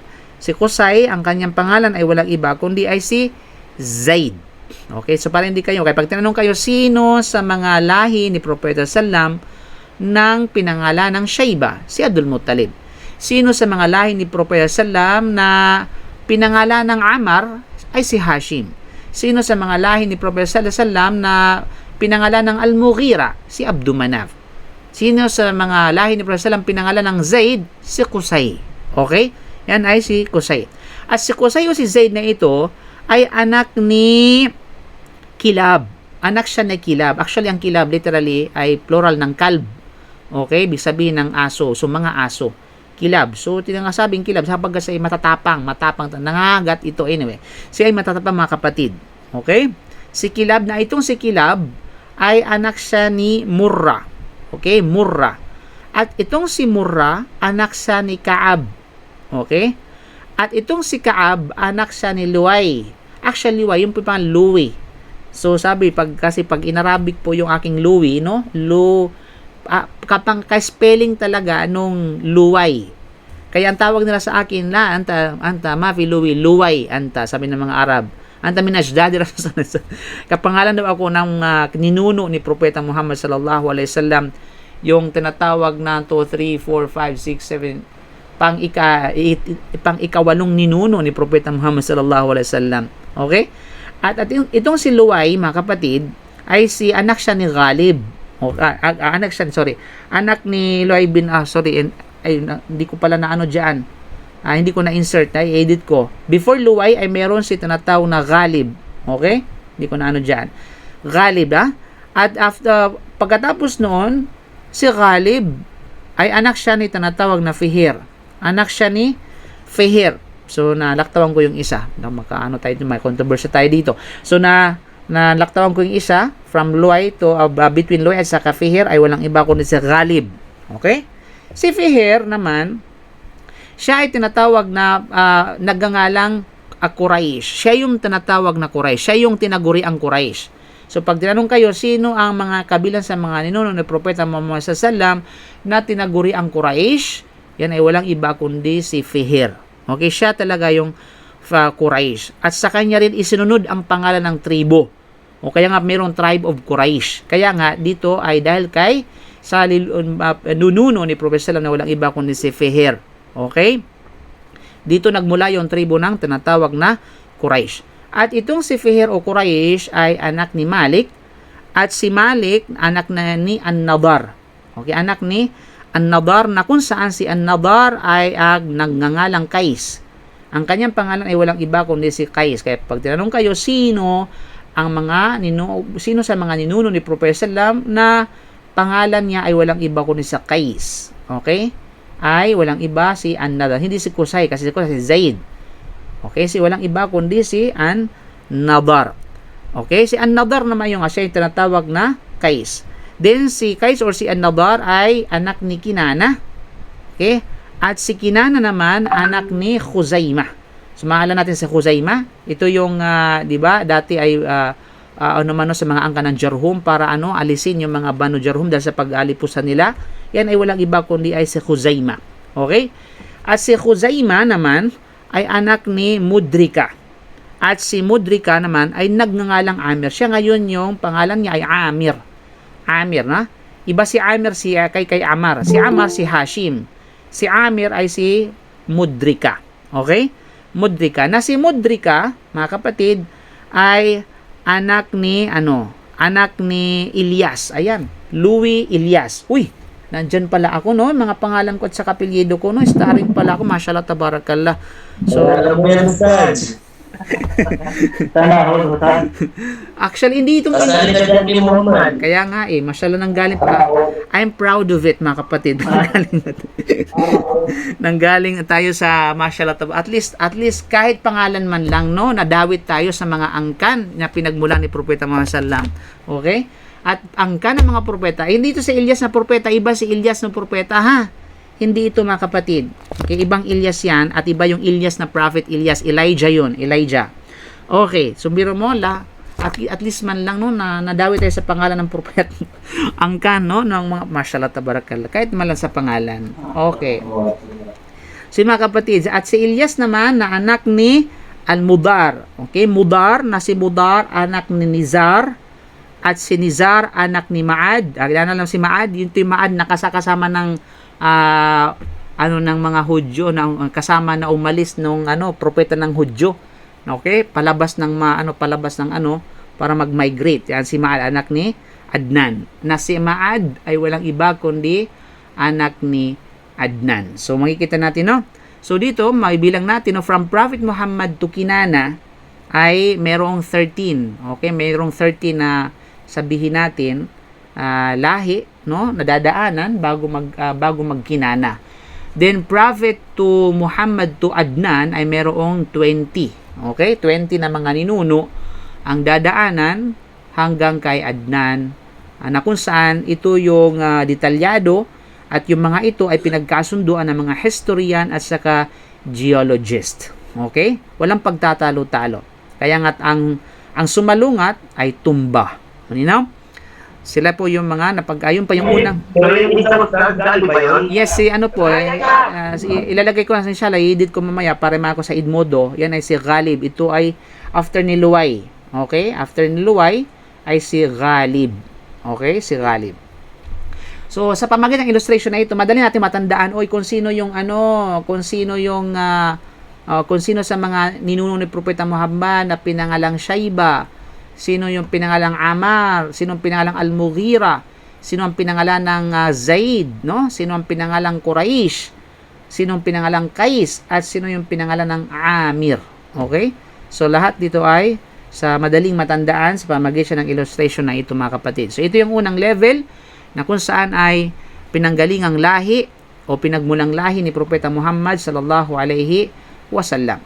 Now, dadako tayo ngayon sa pangalawang level, mga kapatid, sa panampalatayang Islam, na kung saan ito yung mga hindi na pagkasunduan, subject of disagreement, ika nga ng mga historian at saka mga geologists, from Adnan to Abraham. Okay, mula kay Adnan, pabalik kay Abraham alayhi salam. Okay? So, from Adnan tayo, Adnan. So, dito na ngayon nagkaroon ng napakalaking controversial disagreement, kumbaga. From Adnan ay si Adnan ay mga kapatid, anak siya pataas, no? Anak siya ni Ad. Okay? Yan, Adnan. Anak siya ni Ad. At si Ad naman, ito kasi marami. Kay from Adnan to Abraham, 39 yung dadaanan. No? 39 na mga ninuno. So, Ad, hanggang si Ad na ay anak ni Humaysi'. Okay? Ang pagbigay, Humaysi'. Yan po ay ayin yung dulo. Humaysi'. At si Humaysi', anak siya ni Salaman. Ayan. Hindi Salman, kundi Salaman. Okay? Salaman sa buto. Okay? Sa kuko. Ayun, Salaman mga kapatid. Anak siya ni Salaman. At si Salaman, anak ni Aus. Ayan, anak ni Aus. Kaya naman, itong Aus mga kapatid, dito dito nagmula yung tinatawag na Aus as yung Banu Aus. No? Mula sa Khazraj. Kaya nga, sabi ng mga ibang mga historian, yung Aus as Khazraj, talagang nagmula yan sa tinatawag na lahi ni Propeta Ismail alayhi salam. Hindi kasi, some historians said na ang Aus as Khazraj ay nagmula sa tribo ng Kahtan, sa lipin ng Kahtan. Yun yung mga pure Arabs. Pero sabi nila, yung iba, hindi. Ang mga Aus as Khazraj nagmula sa mga Arabized Arabs. Dahil ito ay nagmula kay tinatawag na Ismail. Anyway, it's some disagreement ng mga historian. At nakuha natin yan sa mga naunang lecture natin patungkol sa mga Aus as Khazraj, kung saan nagtatalo-talo mga ulama kung saan ba sila galing. Ang iba ay galing sa Kahtan, ang iba naman nagsabi galing sa tinatawag na kay Prophet Ismail alayhi salam. Then of course, si Aus na ito ay anak ni Buz. Ayan, okay? Buz, hindi si Buz na presidente ng Amerika. Buz, na kung saan si Buz ay anak ni Qimwal. Ayan, anak siya ni Qimwal. At si Qimwal naman ay anak ni Ubay. Ayan, Ubay. At si Ubay naman anak ni Awam. Ayan, anak ni Awam. At si Awam naman anak ni Nashid. Okay, Nashid. At si Nashid, anak siya ni Haza. Anak siya ni Haza. Ayan, anak siya ni Haza. At si Haza, anak ni Bildas. Ay, di ko lang, Bildas o Buldas o Baldas. Ang mahalaga ay Bildas man o Buldas o Baldas, yan ang mahalaga yun. Okay? At si Bildas naman ay anak siya ni Yadlaf. At si Yadlaf naman anak ni Tabikh. Okay? Anak ni Tabikh. At si Tabikh anak ni Jahim. Ayan, anak ni Jahim. At si Jahim anak ni Nahish. At si Nahish anak ni Mahi. Okay? At si Mahi, grabe mga pangalan, no? Ang hirap sa uluhin. At si Mahi anak ni Aib. Okay, Aib. At si Aib anak ni Abakar. Ayan, Abakar. At si Abakar anak ni Ubaid. Ayan. At si Ubaid anak ni Adda'a. Hindi siya Adda'a. Okay, anak ni Adda'a. At si Adda'a anak ni Hamdan. Ayan. At si Hamdan naman anak ni Sanbir. At si Sanbir anak ni Yathrabi. Okay, Sanbir pa ba? Anak ni Yathrabi ay. Mayroon akong nano diyan. Sabihin natin na tawag diyan na sa pagitan ni nakalimutan. Sa pagitan ni Sanbir at saka si Yahzin ay walang iba kundi si Yathrabi. Okay, si Yathrabi. So sa Edmodo, sa final sa Edmodo. So Yathrabi. At saka si Yathrabi anak ni Yahzin. At si Yahzin anak ni Yalham. Okay, Yalhan pala. Sorry, hindi Yalham. Yalhan. At si Yalhan, anak siya ni Arawi. Okay? Al-Arawi. At si Al-Arawi, anak ni Ayub. Dalawang Ayub yan, ha? Si Ayub na kung saan ay, okay? Yan, si Ayub na anak ni Abakar. At itong Aid na ito ay walang iba kundi si Aid bin Dishan. Okay? Dishan. Okay? So, si Dishan, anak ni Aysar.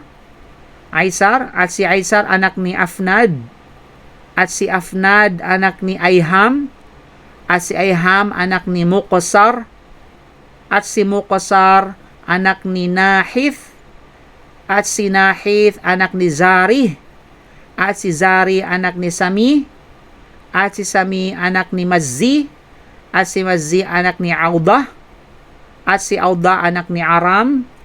at si Aram anak ni Qaidar, at si Qaidar anak ni Ismail, at si Ismail anak ni Abraham. Ayan mga kapatid. Okay? So yun nga si Qaidar yan. Alam natin sa Qaidar B, dahil dalawa yun yung kapatid na si Qaidar at saka yung isa ay sila ay nagtungo dito sa tinatawag na Hijaz. O kaya naman Qaidar natili yung pamilya ni Qaidar diyan sa Makkah al-Mukarramah. Yan. Hanggang sa nagsikalat. Ayun mga kapatid. So makikita natin no. So ito yung mga sabi na tulad sabi natin kanina, mayroon akong nanon diyan si Yathrabi sa pagitan ni Yahzin at saka ni Sambir. So meron siyang mahigit kumulang ay 40 ika nga na mga saling lahi from Adnan to Abraham. Tulad sinasabi natin yung level na ito ay hindi pinagkakasunduan ng mga tinatawag na mga, at ito yung pinakamalapit na nabanggit ni Ibn Hisham sa kanyang tinatawag na aklat at nasinipi naman ni Sheikh Al-Mubarak Puri sa kanyang Rahiq Al-Maktum. Okay, yun yung pangalawa mga kapatid na level. Pangatlo ay some of them ay mayroong tama, some of them ay sabihin natin ay correct. Na kung saan from Abraham to Adam alayhi salam. Na kung saan mayroong dadaanan na 18 na mga ninuno o saling lahi no bago makarating kay Adam, pabalik kay Adam alayhi salam. Okay, from Abraham alayhi salam pataas mula kay Ibn Tari. Si Ibn Tari mga kapatid, siya ay si Azar na nabanggit sa banal na Quran. Okay?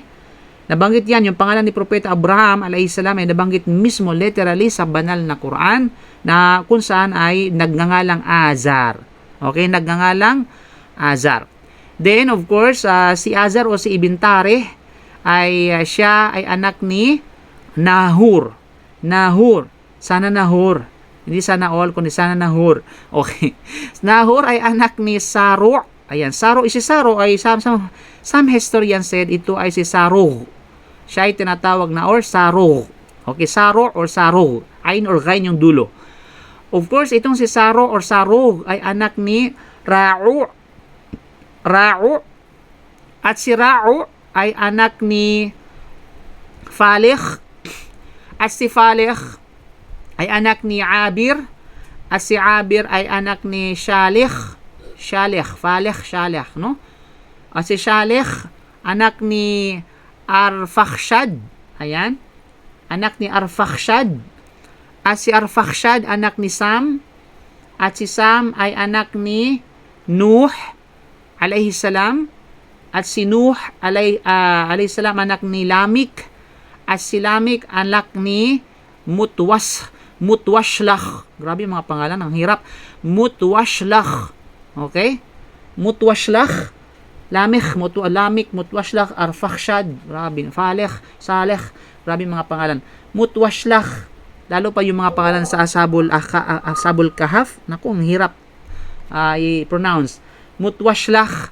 At saka si Mutwashlakh ay anak ni Akhnuch. Okay? Si Mutwashlakh mga kapatid, hindi ko na yan. Hindi ko na edit hindi ko na erase yung natanggal. Itong si Kais. Yan ay doon sa pangalawang level yan. Okay? Sa paano yun? Si Mutwashlakh at si tinatawag na Mutwashlakh mga kapatid, sa ano yan, sa first level yan, si Kais yan. Wala yan wala si ano yan. Si Mutwashlakh ay anak ni Akhnuch. Si Akhnuch, sinasabing si Akhnuch ay si Enoch. At si Enoch, ito yung si Idris alayhi salam. Okay? Ito, but of course, yun nga, dito na mamaya, natin si Idris kung si ano.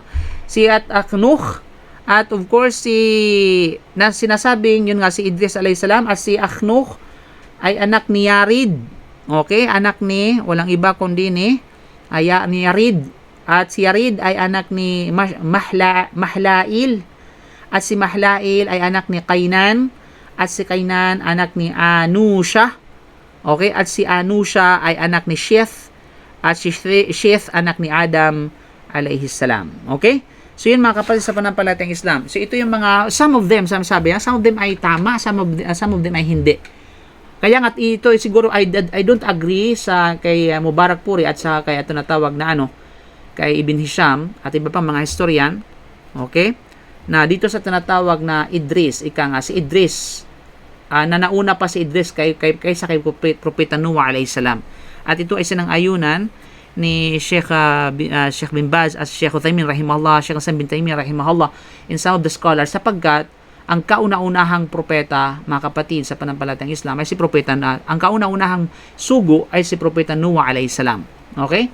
Then kaya naman samantalang rasul, si prophet ayon sa kanila na si prophet Idris ay isa siyang tinatawag na rasul.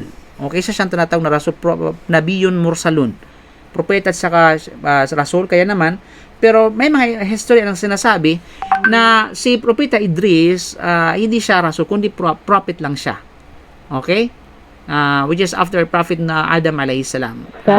Yes po. At may mga dalil. Yes. Ano ba kaibahan ng rasul sa rasul? Okay, good question. Bukod sa spelling, syempre, ay yung tinatawag na ito yung isa sa mga malinaw na pagkakaiba. Lahat ng rasul ay propeta, pero hindi lahat ng propeta ay rasul. Pakatandaan natin yan. Okay? Ang pagkakaiba ng propeta at saka rasul, ang propeta ay hindi pinahayagan ng tinatawag na, sabihin nating batas. Hindi pinahayagan ng tinatawag na panibagong batas. Malinaw?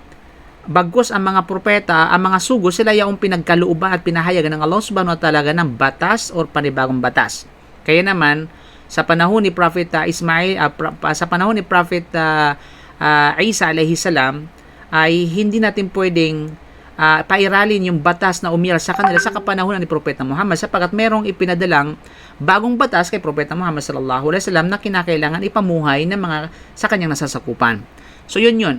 Pangalawa na pagkakaiba, sabi ng mga ulama, ang propeta ay pinapanatili nila kung ano yung mga tinatawag na previous na mga turo sa mga nauna sa kanila. Okay? Pinapanatili yon, parang isinasabuhay muli. Okay?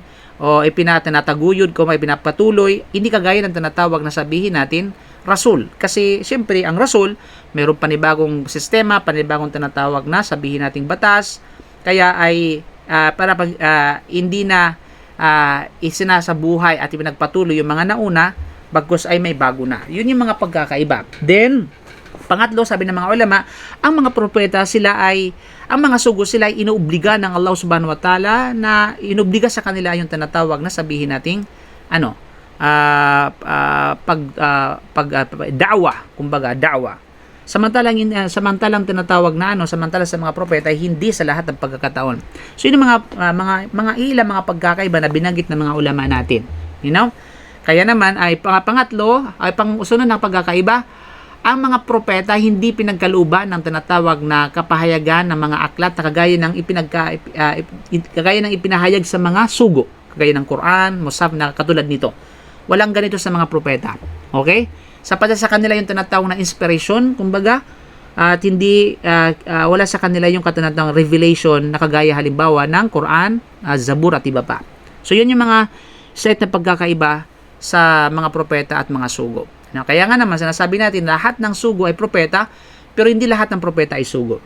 So yun yung binanggit ng mga ulama natin. Kaya si propeta Idris alayhi salam, siya ay tinatawag na prophet, sometimes siya ay rasul. Kaya siya ay propeta bago mag-Nuh alayhi salam. Hindi, siya ay propeta after ng Nuh alayhi salam. At ito ay napatunayan sa mga ilang mga teksto ng banal na Quran at mga hadith ni Propeta salam.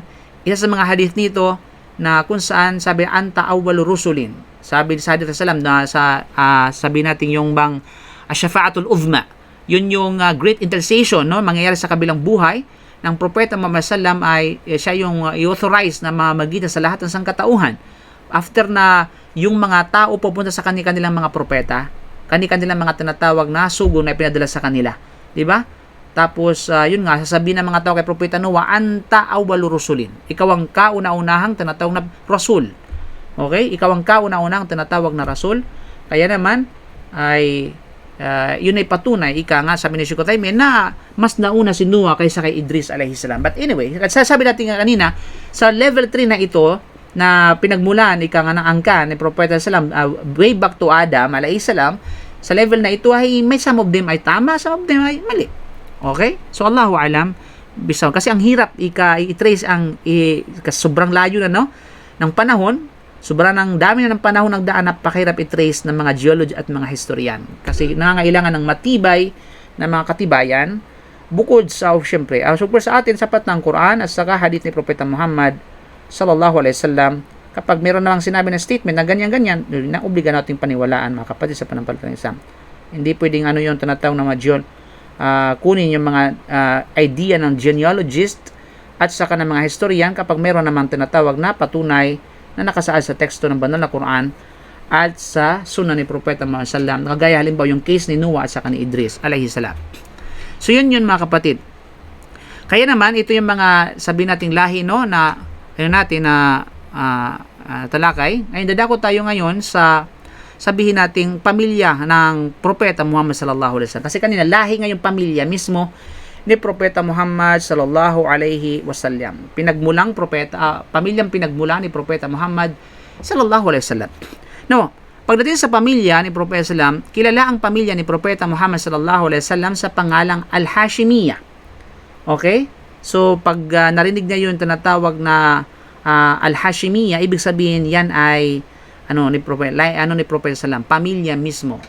Okay, household of Prophet Muhammad sallallahu alaihi wasallam. Siya yung pamilya kilala bilang Hashimiyya na hinango sa pangalan ng kanyang lulong si Hashim. At yung si Hashim, alam natin na siya ay si ano yung pangalan ni Hashim? Anong pangalan? Amar. Okay, pangalan, okay, siya ay tinatawag. Yun. Si Hashim ay tatay siya ni Abdul Muttalib. Na si Abdul Muttalib, siya ay kilalang bilang Shayba. Paano si Hashim? Ano yung kanyang pangalan? Amar. Okay. Amar. Ang kanyang pangalan ay Amar. Okay. Si Hashim, anak siya ni Abdu Manaf. Okay. Siya po yung tinatawag na pangalawang lolo ni Propeta Muhammad sallallahu alaihi wasallam. After Abdul Muttalib ay si Hashim. Okay. So diyan kinuha yung word na Al-Hashimiyya. Al-Hashimiyya. Okay. So dito mga kapatid, atin munang tatalakayin ang tungkol sa kanyang lolo na si Hashim at ang mga naging anak nito. Now, una si Hashim. Now, tulad ng nabanggit na natin na si Hashim, mga kapatid sa panampalatayang Islam, ay siyang naitalagang nangasiwa noon. Okay? Siya yung tinatawag na naitalaga na nangasiwa noon sa pagpapainom at pagpapakain ng mga nagsasagawa ng Hajj mula sa angkan ng Banu Abdu Manaf. Nang magkasundo ang tribo ng Abdu Manaf at Banu Abdiddar sa paghahati ng mga responsibilidad sa pagitan nila, di ba? Natalakay natin yung sa mga nauna, nagkaroon ng hidwaan, di pagkakaunawaan sa tribo ni Hashim at sa patribo ng Abdu Manaf at sa katribo ng Abdudar, hanggang sa nagkasundo sila na hatiin na lang yung mga responsibilidad sa Makkah. Subalit nga, mas marami ang responsibilidad na napunta sa mga Abdudar. Ba't kalaunan, ito ay nabawi ng mga tribo ng Abdu Manaf. Okay? So, yun, nagkasundo sila. Kaya si Hashim ay mapagkakatiwalaan, isang taong wealthy and honest person. Isang tapat, mapagkakatiwalaan sa naol, isang kilala, bantog at mayamang tao si Hashim. At siya ang kauna-unahang nagpakain ng tinapay na may halong karni sa mga nagsasagawa ng Hajj sa Makkah. Mashallah. Siya yung kauna-unahang mga kapatid sa panampalatayang Islam na ipinaghalo niya yung karne pati tinapay, di ba? Na siguro sambusa yun. Hindi ko lang alam kung sambusa. O ano mang tinatawag na sabihin na laham. Yeah, karne, ang laham may karne. Yung shawarma. Shawarma sa? Hindi ko alam kung paruta, ang paruta dong, may Pakistani yan dong. Ikaw talaga, okay? Okay, kung shawarma okay, kung kanya-kanyang mungkahi. Anyway, ang mahalaga pinaghalong tinapay at saka tinatawag na na laham o karne at ibinibigay ito sa mga nagsasagawa ng Hajj. Okay. Mula sa angka ng So yung mga kapatid, anong pastel ka dyan? Ikaw, kung ano sinasabi mo dyan? Hindi tausog si hindi Maguindanao si Hashim. Sabi mong pastil. Okay, anyway.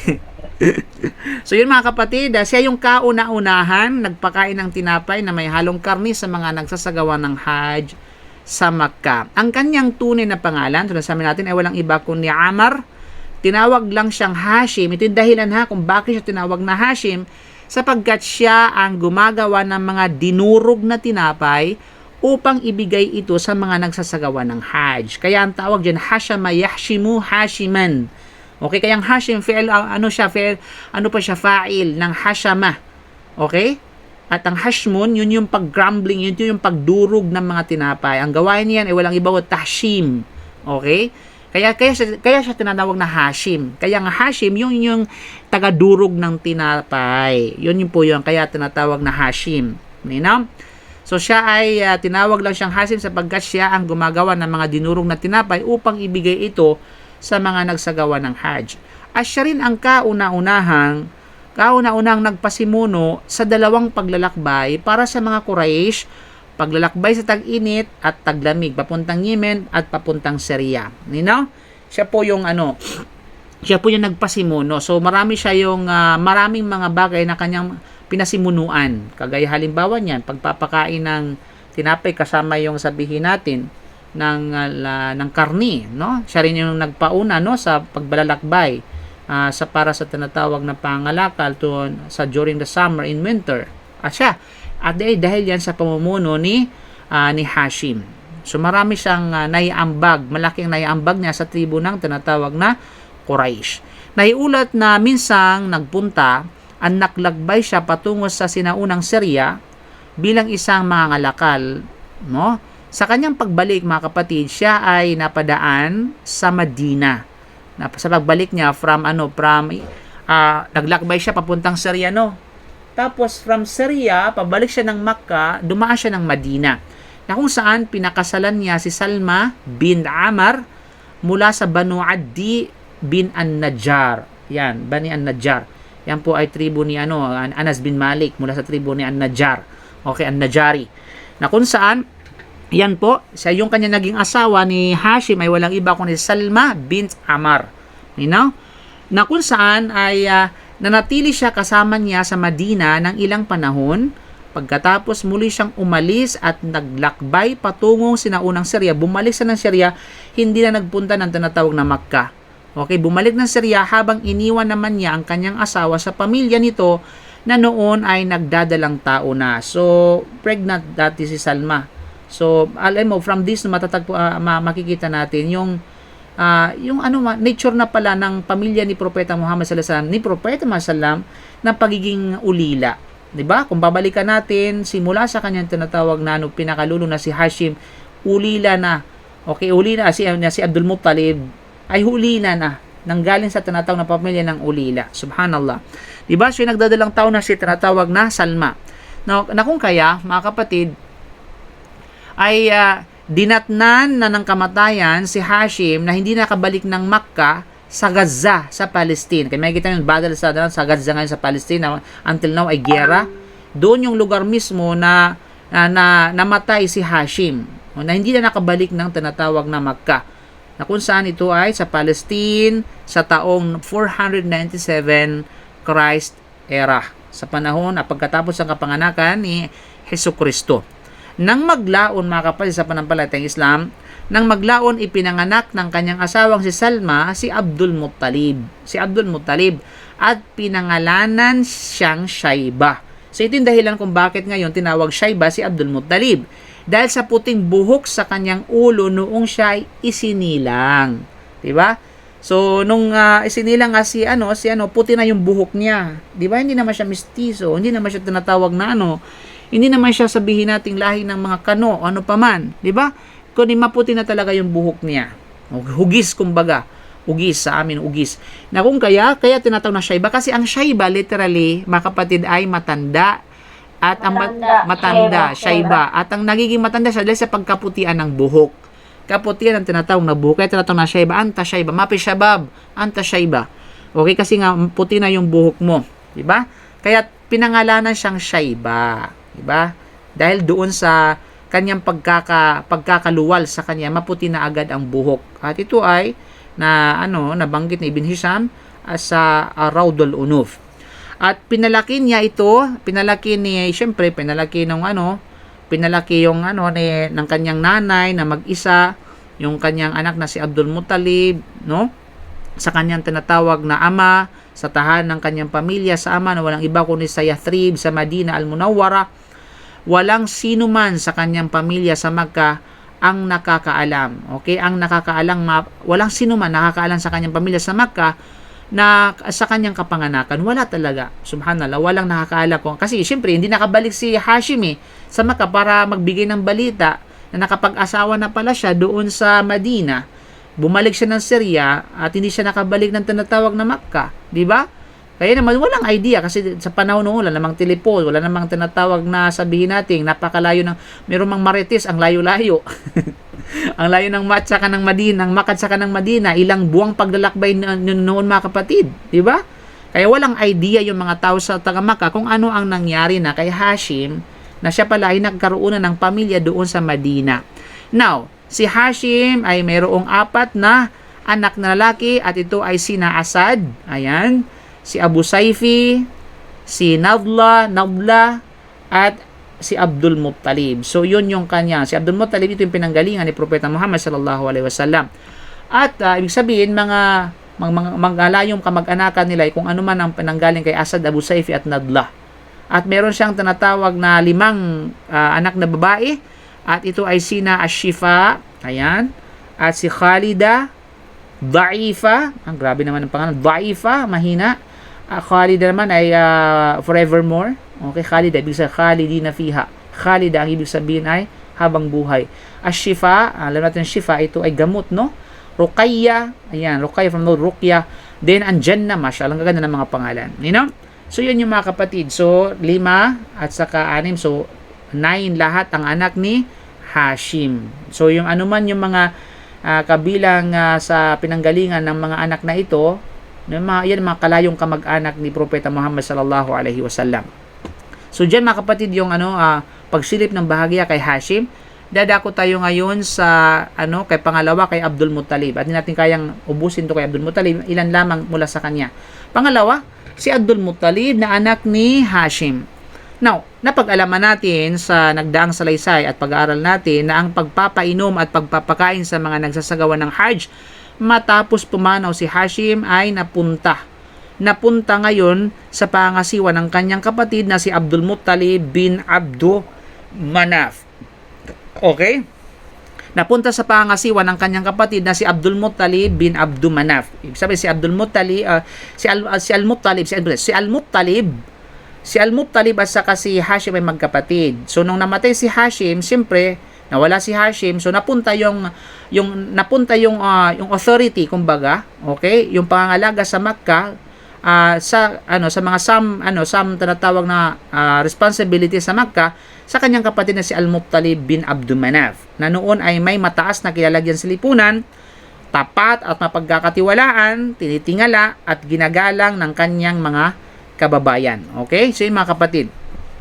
Kaya naman na of course, nang si Abdul Muttalib ay umabot sa edad ng pagbibinata, si Abdul Muttalib, nabalitaan at napag-alaman ng kanyang tiyuhin. Sino bang tiyuhin niya? Si Al-Muttalib. Okay? Kaya nga, bakit tinatawag na Abdul Muttalib? Nasamantala siya Shayba. Tapos Abdul Muttalib. Kasi Abdul Muttalib, alipin ni Abdul Muttalib. Okay? Alipin ni Abdul Muttalib. So, itong si Shayba o si tinatawag na si Abdul Muttalib, okay? Ay bakit tinawag na Abdul Muttalib? Sa ito na po yung dahilan kung bakit tinawag siya ngayong Abdul Muttalib. So, kaya nang si Abdul Muttalib o si Shayba ay umabot na sa yung pagbibinata na siya, nabalitaan nga, napag-alaman ng mga tao, sabihin natin na sa mga taga-Makkah, especially yung kanyang tiyuhin na si Al-Muttalib, ang tungkol sa kanya. Which is si Al-Muttalib ay kapatid ng kanyang tatay na si Hashim.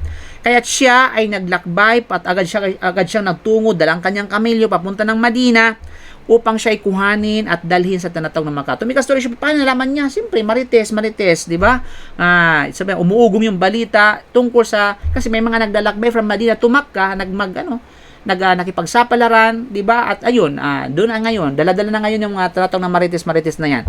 Kaya pag, meron palang nanganganak asawa, okay na, kailangan ko mapunta doon at kuhanin yung aking pamangkin. Ayan. At mayroong purpose ngayon kung bakit siya naglakbay sa Madina para kuhanin yung kanyang pamangkin, mga kapatid. Mabigat na dahilan. Kasi kung otherwise, kung walang kadahilanan, hindi siya magpupunta. Hindi siya pupunta. May malalim na kadahilanan. Okay? Nang makita niya ito, ay bumuhos ang kanyang tinatawag na sabihin natin, ang kanyang luha, ang luha sa kanyang mga mata at tumagaktak, bumagsak sa kanyang mga pisngi. Niyakap niya si Shaiba, si Abdul Muttalib, at isinakay siya sa kanyang kamilyo. Subalit ang bata, kawawa, gayunpaman, ay umiwas na sumama sa kanya, siya nagmatigas hanggang sa kunin niya ang pahintulot ng kanyang ina. Sabi niya, dali lang, kailangan ko magpahintulot ng ina, hindi basta-basta na ako ay halis hanggat na pagkatapos ng kapahintulutan ng aking ina. Kaya't ang ginawa ni Abdul Muttalib, mga kapatid, sa panampalatayang Islam, ang ginawa ni Abdul Muttalib ay ipinagpaalam niya ito sa kanyang ina ng formal at hiniling na sana sa kanyang pagbabalik sa Makkah ay makasama niya ang kanyang tinatawag na pamangkin. Okay? Ang kanyang pamangkin. So, subalit tumanggi ito. Ay, hindi, pwede. Ngayon ka lang nagpakita, tapos hindi ka kilala, something like that. Tapos ngayon, kukunin mo yung mga ganun mga sabi nating conversation. So, nagawa pa rin yan, tinatawag na kumbinsihin ng maayos. Okay? At ito ay meron siyang powerful, convincing power, kumbaga, sa pananalita. Kaya sabi ni Al-Muttalib sa nanay ni Abdul Muttalib, ni Shaiba, sabi niya, ang iyong anak ay isasama ko sa Makkah upang mapanatili at mapangalagaan ang ari-arian ng kanyang ama at manirahan sa nasasakupan ng sagradong tahanan. Sabi siya, mayroong malaking nakaambang na responsibilidad ang iyong anak, sapagkat ito ay responsibilidad na iniwan ng kanyang ama sa Makkah at siya ang dapat na mag-angkin nun, siya ang dapat na tumanggap ng responsibilidad na yun at mamuno at mamahala. Okay, at na-convince ngayon si Salma hanggang sa pumayag din si Salma sa tinatawag na bagay na yaon. Kaya dali-dali siyang nagbalik sa Makkah, no? Okay, angkas ang kanyang pamangkin, diba? Angkas ang kanyang tinatawag na pamangkin sa likod ng kanyang kamilyo, pabalik ng Makkah.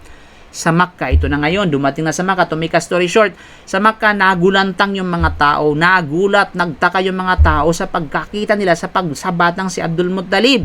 At kanilang inakala na ito'y alipin ni Al-Muttalib. So, buong akala ng mga taga-Makkah na mayroong siyang dalang alipin. Kaya, buhat noon, tinawag siyang Abdul Muttalib.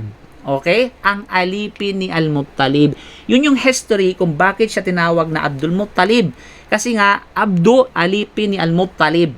Nasamantalang yung kanyang pangalan ay Shaiba. Okay? Subalit, nung nakita nga ng mga tao na meron siyang dalang binatilyo, ay ang turing nila ng mga tao, sa mga tao noon, ay alipin ni Al-Muttalib. Slave Abdul Muttalib, ganyan. Hindi nila alam na, kasi napamangkin. Alam mo na mga chismos, mga marites, di ba?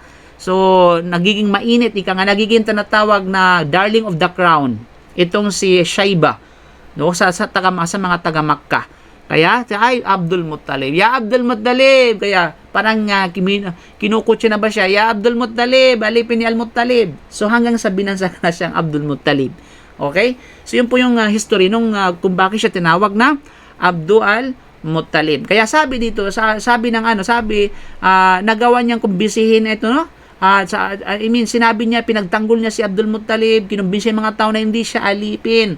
Bagkus sinabi ni Al-Muttalib, sa mga tao na nagkakamali kayo ng akala, ito ay aking pamangkin, anak ng aking kapatid na si Hashim. Ayan.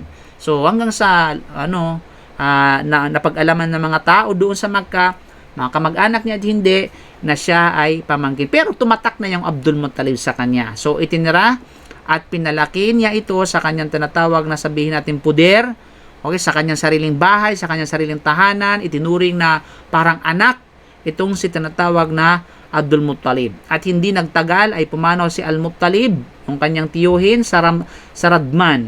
Okay, sa Radman na kung saan ito ay sa lupain ng tinatawag na Yemen, at pagkatapos noon ay napunta kay Abdul Muttalib ang pangasiwat sa mga naiwan ng kanyang tiyuhin at ama. Ginampanan niya ang dating ginagawang paglilingkod ng kanyang mga ninuno sa kanyang mga kababayan, lalo pa sa mga nagsasagawa ng Hajj. Kaya't itinanghal siya ng mataas na pagkilala ng kanyang mga kababayan na hindi pa naabot ng kanyang mga ninuno noong una. Pinakamahal din siya ng kanyang mga kababayan at iginalang siya ng lubusan dahil sa kanyang di mapantayang pamamahala, pangasiwa sa tinatawag na Makkah, sa bahay at sagradong tahanan ng Allah subhanahu wa ta'ala. Okay? So dyan mga kapatid, dyan muna nagtatapos ang ating tinatawag na history at saka biography of the Prophet ﷺ. Inshallah, pagpatuloy natin pa yung mga ilang mga bahagya at detalyadong mga sabi natin, impormasyon tungkol kay Abdul Muttalib. Hindi pa tayo dyan nagtatapos mga kapatid. At iba pang mga dapat nating malaman, kumbaga, patungkol sa kanya na ugnay kay Propeta Muhammad sallallahu alaihi wasallam. Okay? So, Allahu a'lam bisawab. Subhanaka bihamdik. Asyhadu an la ilaha illa anta astaghfiruka wa atubu ilaik. Assalamu alaikum warahmatullahi wabarakatuh.